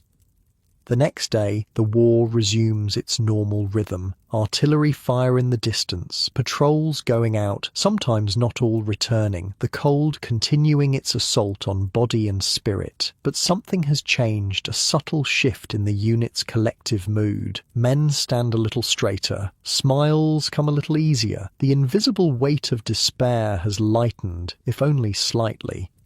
As January progresses, you notice another change. Men bringing small tokens of appreciation to the kitchen crew, a captured German chocolate bar, extra cigarettes from a care package, a bottle of French wine liberated from an abandoned cellar, small gestures that speak volumes about how perceptions have shifted. "They finally figured out we're not just slinging slop," Miller says, after a lieutenant presents him with a fine fountain pen in thanks for the Christmas feast. "We're keeping them alive in more ways than one." One cold morning in mid-January, as you're preparing breakfast, a jeep arrives from division headquarters. A colonel steps out, not the quartermaster this time, but someone from operations, judging by his insignia. He speaks briefly with your sergeant, who then calls the kitchen crew together. "New orders," the sergeant announces. "The front is moving again. We're pushing into Germany proper. Our unit moves out tomorrow morning." A collective groan rises from the crew, quickly silenced by the sergeant's raised hand. "There's more," he continues. "Division has recognized the importance of morale in this final push. They're implementing what they're calling a forward comfort initiative. Special supplies for hot food, even in combat zones." He pauses, a rare smile crossing his face. "Apparently our Christmas operation got noticed by the brass. They're using our methods as a template." Pride blooms in your chest, unexpected, unfamiliar, but welcome. In a war where recognition usually comes posthumously, this acknowledgement of your work feels monumental. "Does this mean better supplies?" Jenkins asks, always practical. "Some," the sergeant nods. "And priority on transport for kitchen equipment. They've finally realized that an army with hot food fights better than one on cold rations." That night, as you pack up for the move, Miller sits beside you, both of you taking a rare break to smoke a cigarette in the shelter of a supply tent. "You know what's crazy?" he says, watching the smoke curl in the cold air. "When this all started, I thought being a cook was the worst job in the army. All the work, none of the glory." He takes another drag. "Now I wouldn't trade it for anything. We're making a difference, not by killing, but by keeping people alive, body and soul." You nod, understanding exactly what he means. "Never thought food could mean so much." "It's not just food," he replies. "It's home. It's normal life. It's proof that somewhere in this crazy war, humanity still exists." He flicks his cigarette into the snow. "Pretty heavy stuff for a couple of guys who just wanted to avoid the infantry, huh?" You laugh, but he's right. Somewhere along the way, this job became a calling. The simple act of feeding men in the worst circumstances possible has become something approaching sacred. As you settle into your sleeping bag for the last night in this position, you reflect on the journey so far, from the basic training kitchen with its mountains of potatoes to the frontline goulash cannone under artillery fire, from cooking by rote to creating meals that sustain not just bodies, but spirits. From a random collection of men thrown together by war to a tightly bonded team that functions like a family.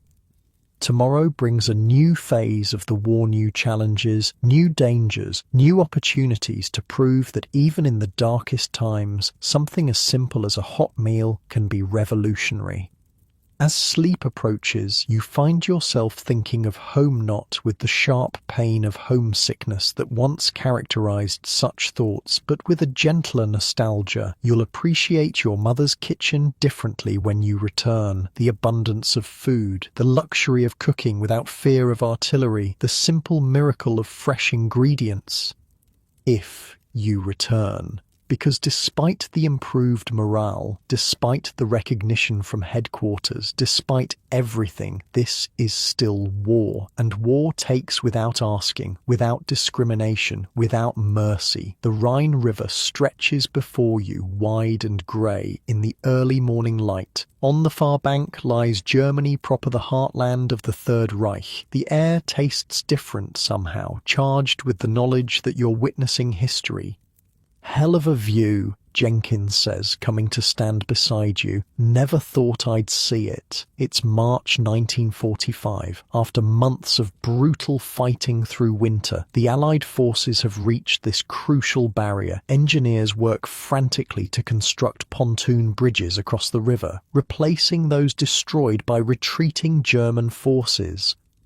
Your field kitchen is set up half a mile back, feeding the endless stream of men and equipment moving toward the crossing point. The pace is frantic. The generals want to maintain momentum to cross before the Germans can reorganize their defense. "We're crossing tomorrow," the sergeant announces during dinner preparation. "Our unit will be in the third wave. We need to break down the kitchen tonight, ready to move at 0400.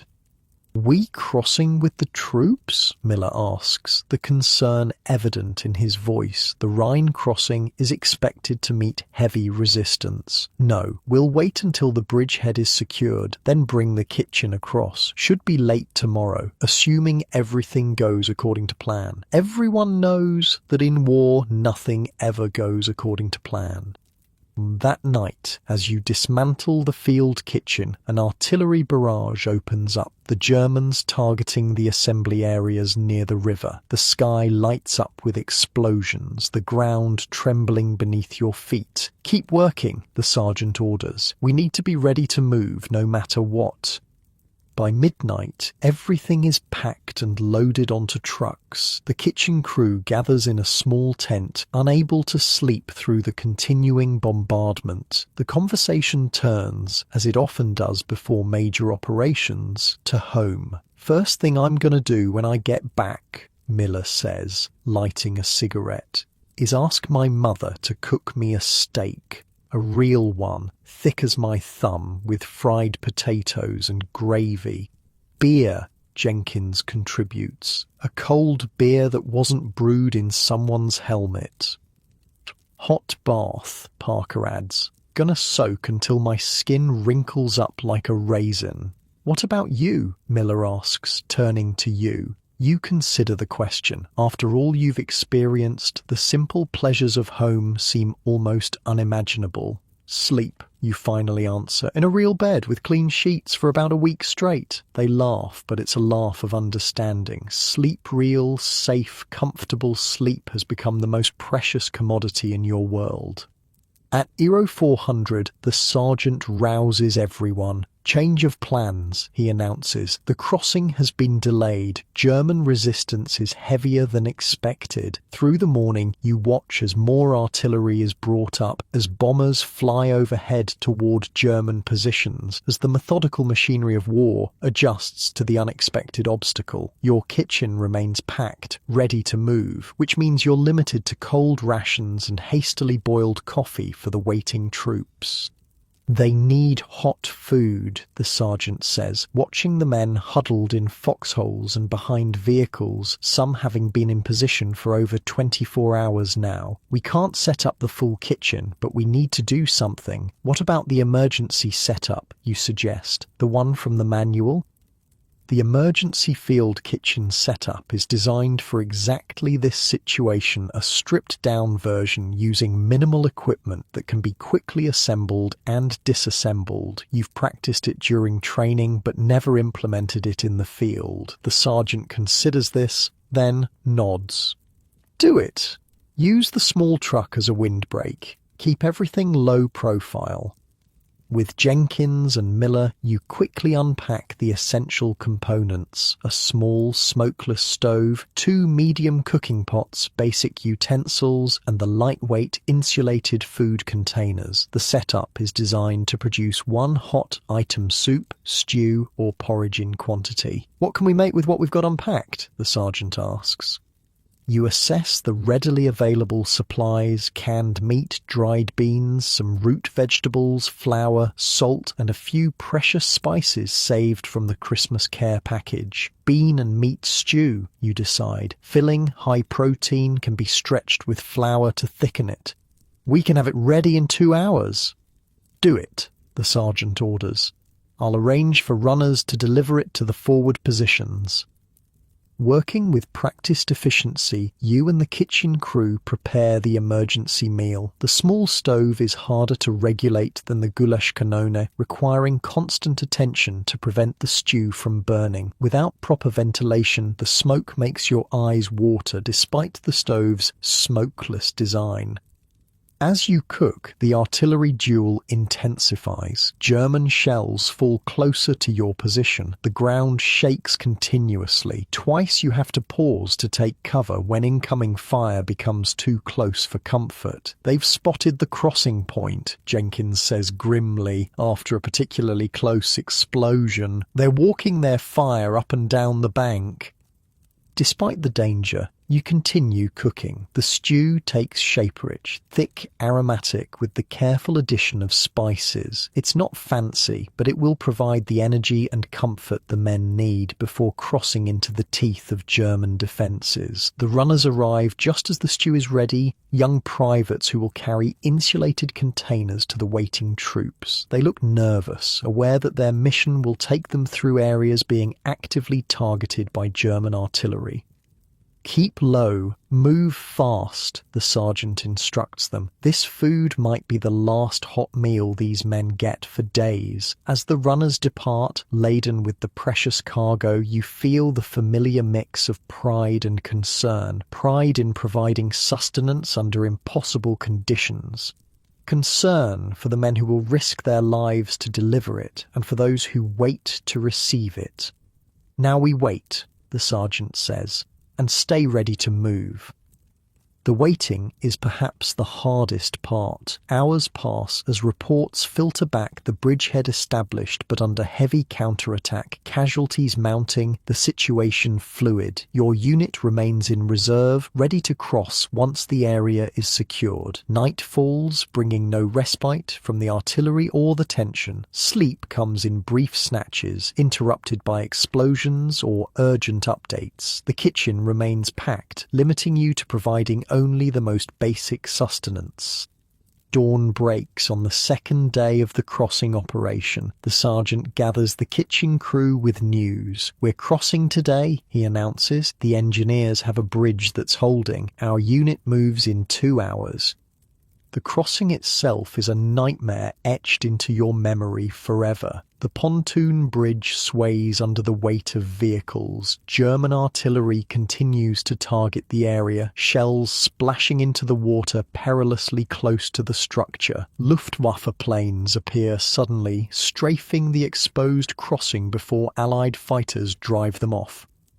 Your truck, loaded with the precious kitchen equipment, inches across the bridge, surrounded by infantry, tanks, and other support vehicles. Everyone is exposed, vulnerable. The driver white-knuckles the steering wheel, eyes fixed forward, ignoring the chaos around him with almost supernatural focus. "Don't look down," Miller mutters beside you in the cab. "Just don't look down."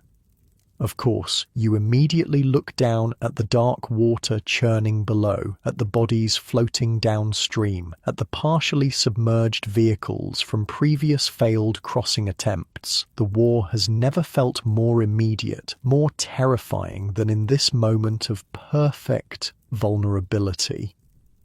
An explosion rocks the bridge 50 yards ahead. A truck is hit, flames erupting from its canvas cover. Men jump or are thrown into the water. "Keep moving," someone shouts. "Clear the bridge." Your driver navigates around the burning vehicle, the heat searing through the closed windows of your cab. For a moment you're certain this is it, that your journey ends here, on this makeshift bridge, without ever setting foot on German soil.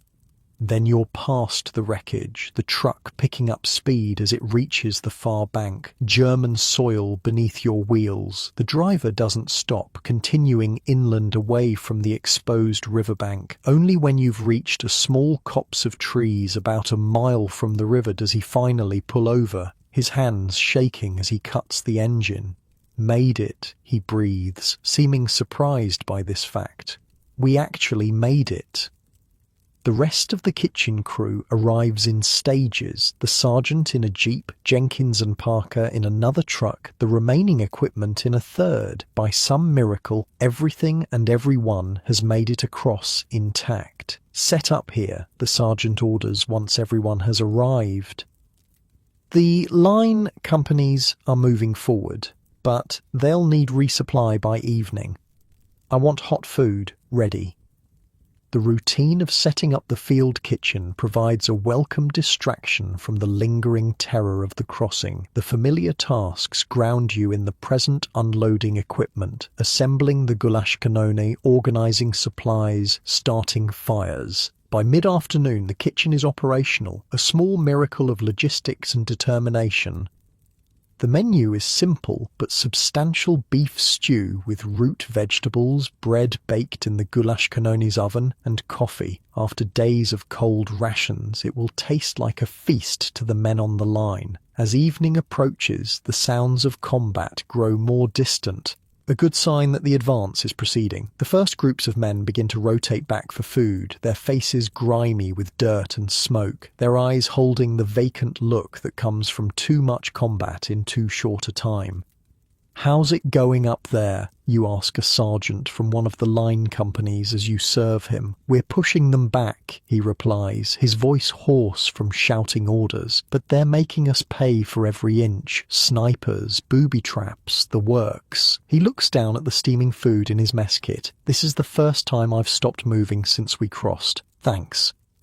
Word spreads quickly that the kitchen is up and running. Men arrive in increasing numbers, some walking miles from forward positions just for a hot meal. The gratitude is palpable, expressed in nods, in quiet thanks, in the careful way they clean their mess kits to avoid wasting a single morsel.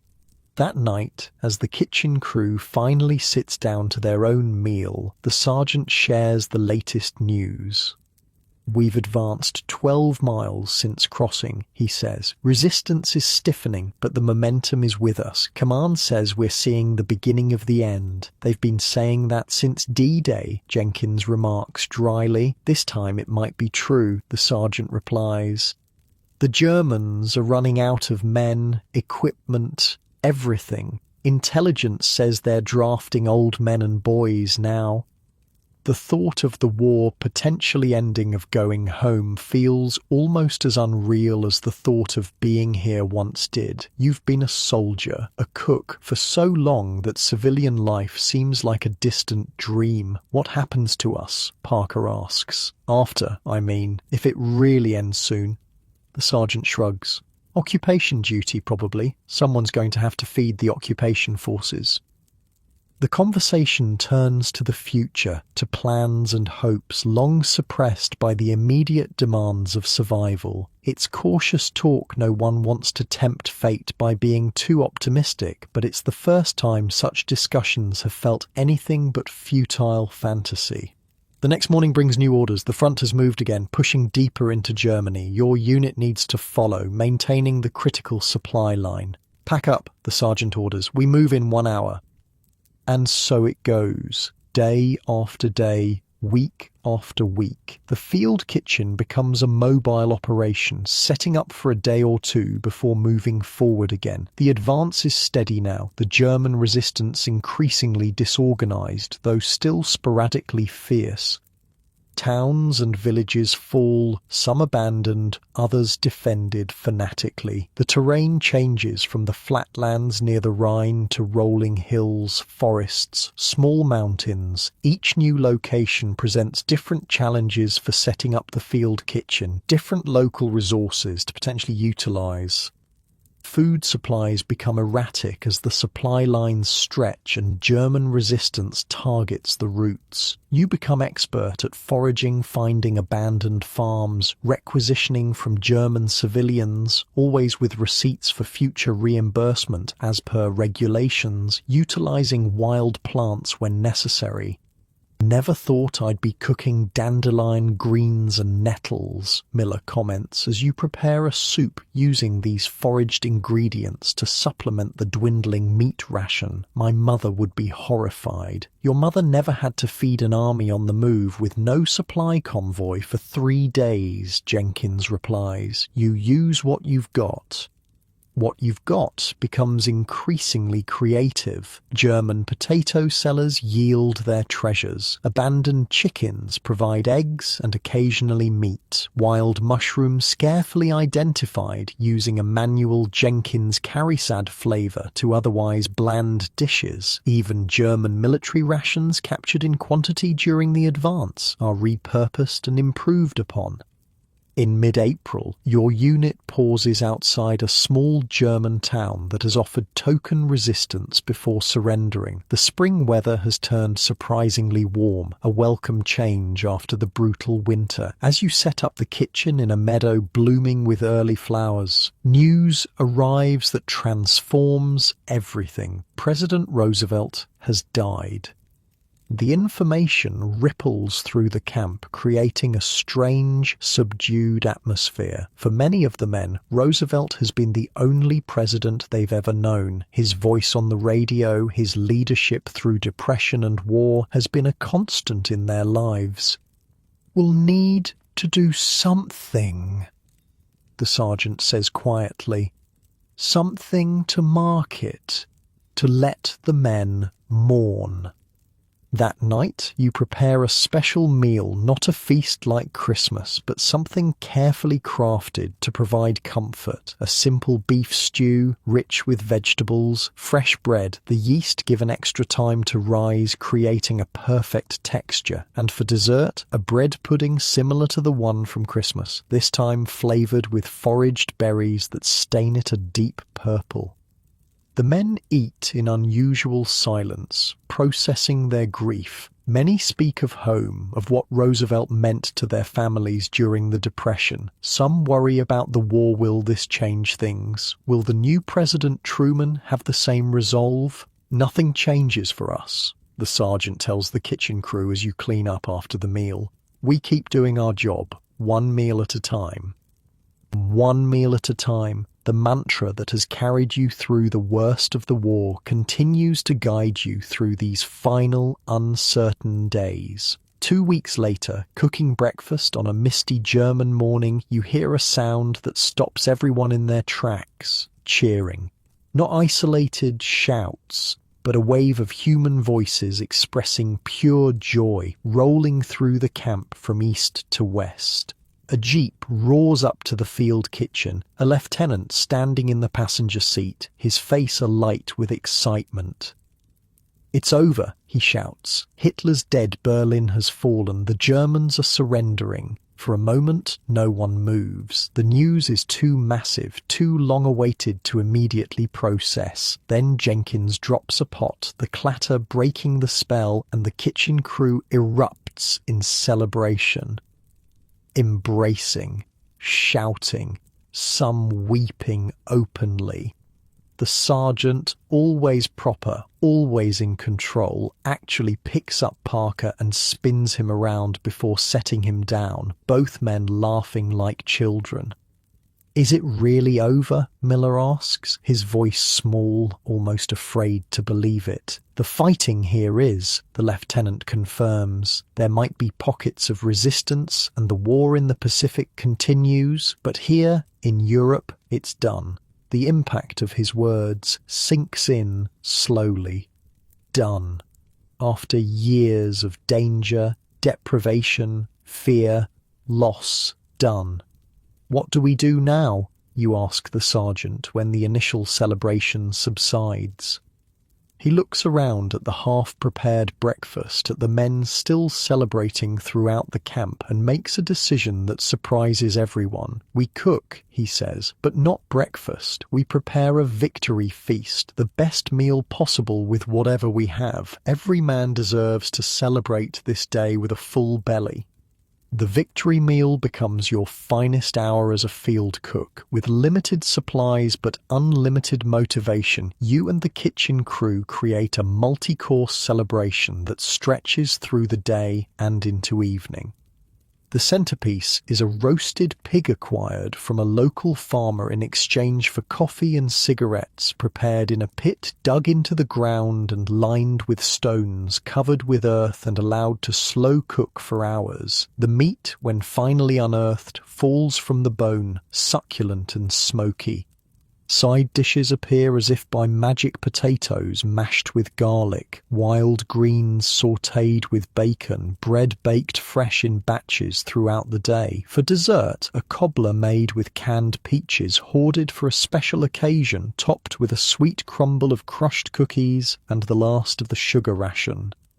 Men from neighbouring units, hearing of the feast, arrive with their own contributions: liberated wine and schnapps, chocolate from care packages, even ice cream made by an engineering company using ice from a stream and powdered milk mixed with sugar and vanilla extract. The celebration continues into the night, transitioning from meal to party as someone produces an accordion, another a guitar. Songs rise into the spring air, first military songs, then folk songs from home, then finally the gentle, nostalgic tunes that speak of love and peace and everything that has been missing from these men's lives. You find yourself sitting slightly apart from the main celebration, exhausted from the day's cooking, but too wired with emotion to sleep. Jenkins joins you, passing over a bottle of something clear and potent. "Not bad hooch for Germans," he comments as you take a cautious sip, the liquid burning a path down your throat. "Think we'll go home soon?" you ask after a comfortable silence. He shrugs. "Some will, others will stay for occupation duty. Either way, we'll still be cooking." "It'll be different though," you say. "Cooking without the fear, without the shortages, without the danger," he adds, his voice softening, "without wondering if each meal might be someone's last." You both contemplate this, watching the celebration continue around the campfires. The men look different already, younger, lighter, as if the end of hostilities has physically transformed them. "We did all right," Jenkins says finally, "for a bunch of guys who mostly became cooks to avoid the infantry. We did more than all right," you correct him. "We kept them fed. We kept them going." You gesture toward the celebrating soldiers. "We're part of why they're still alive to see this day." He nods, accepting this truth. "Never thought food could matter so much." "It's never just food," you reply, echoing Miller's words from months ago. "It's home, it's care, it's humanity."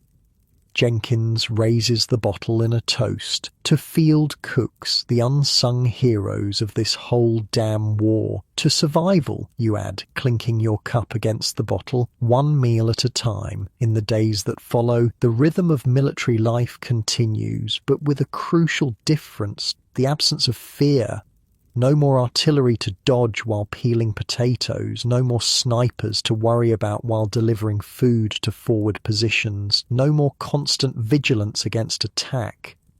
Orders eventually come. Some units will indeed remain as occupation forces. Others, including yours, will be rotated back to the States, possibly for redeployment to the Pacific, though rumors suggest the Japanese war might also be approaching its end. On your final day, with the field kitchen, the sergeant gathers the crew for an unusual ceremony. From a small box, he produces a set of medals. "These," he explains, "are bronze stars. Not the usual decoration for cooks, I know, but I submitted recommendations with supporting statements from infantry commanders about the impact of our operation on morale and fighting effectiveness. Headquarters approved." One by one, he pins the medals on each member of the kitchen crew. When he reaches you, he actually smiles, a rare, genuine expression that transforms his usually stern face. "For maintaining food service under direct enemy fire," he reads from the citation, "for innovative solutions to critical supply shortages, for extraordinary contribution to unit morale and combat effectiveness, above and beyond the expected duties of a field cook."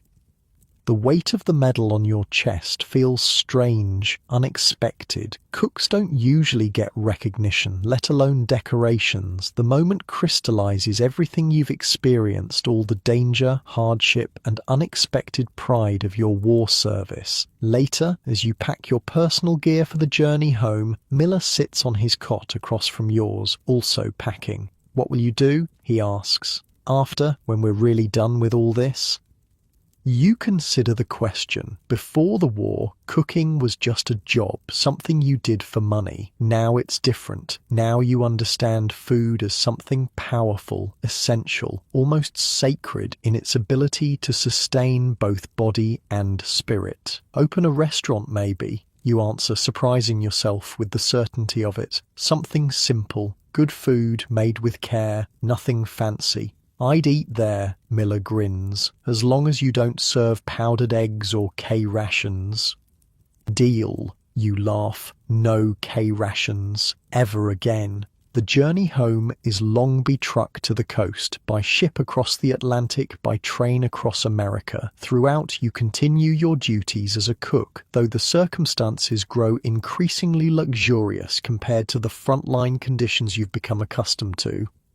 On the ship, with a proper galley and abundant supplies, you actually find yourself missing the challenges of field cooking, the creativity required to make palatable meals from limited ingredients, the satisfaction of feeding hungry men who truly appreciate every bite, the bond formed with your crew through shared hardship.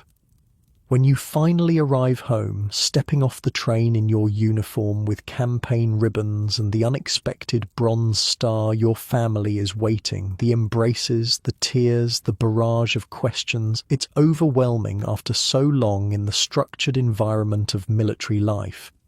That night, sitting at your mother's table for a homecoming meal, you find yourself oddly critical of the food, not because it isn't delicious, but because you now see it through different eyes. You notice the abundance, the casual waste, the easy assumption that there will always be more. You appreciate textures and flavors with a heightened awareness born from months of deprivation. What are you thinking about? Your mother asks, noticing your distraction. How can you explain? How can you describe what it means to cook in a war zone? To measure your success not in compliments but in calories delivered, in men sustained through one more day of combat, to create meals from next to nothing while shells explode around you? Just glad to be home, you say instead, reaching for her hand, and grateful for this food. She seems to understand there's more behind your words, but doesn't press. There will be time, perhaps, to share those stories, or perhaps some experiences can never be fully conveyed to those who weren't there. That night, lying in your childhood bed, the softness of the mattress feels almost wrong after so many months of cots, bedrolls, and frozen ground. The silence, no distant artillery, no engines, no men calling out in their sleep is both blessed and eerie. As you drift towards sleep, images from your time as a field cook float through your mind. The massive pot of potatoes on your first day, the sniper fire interrupting breakfast preparation, the frozen pipes in the German winter, the Christmas feast created from nearly nothing, the dangerous crossing of the Rhine, the victory celebration after the surrender.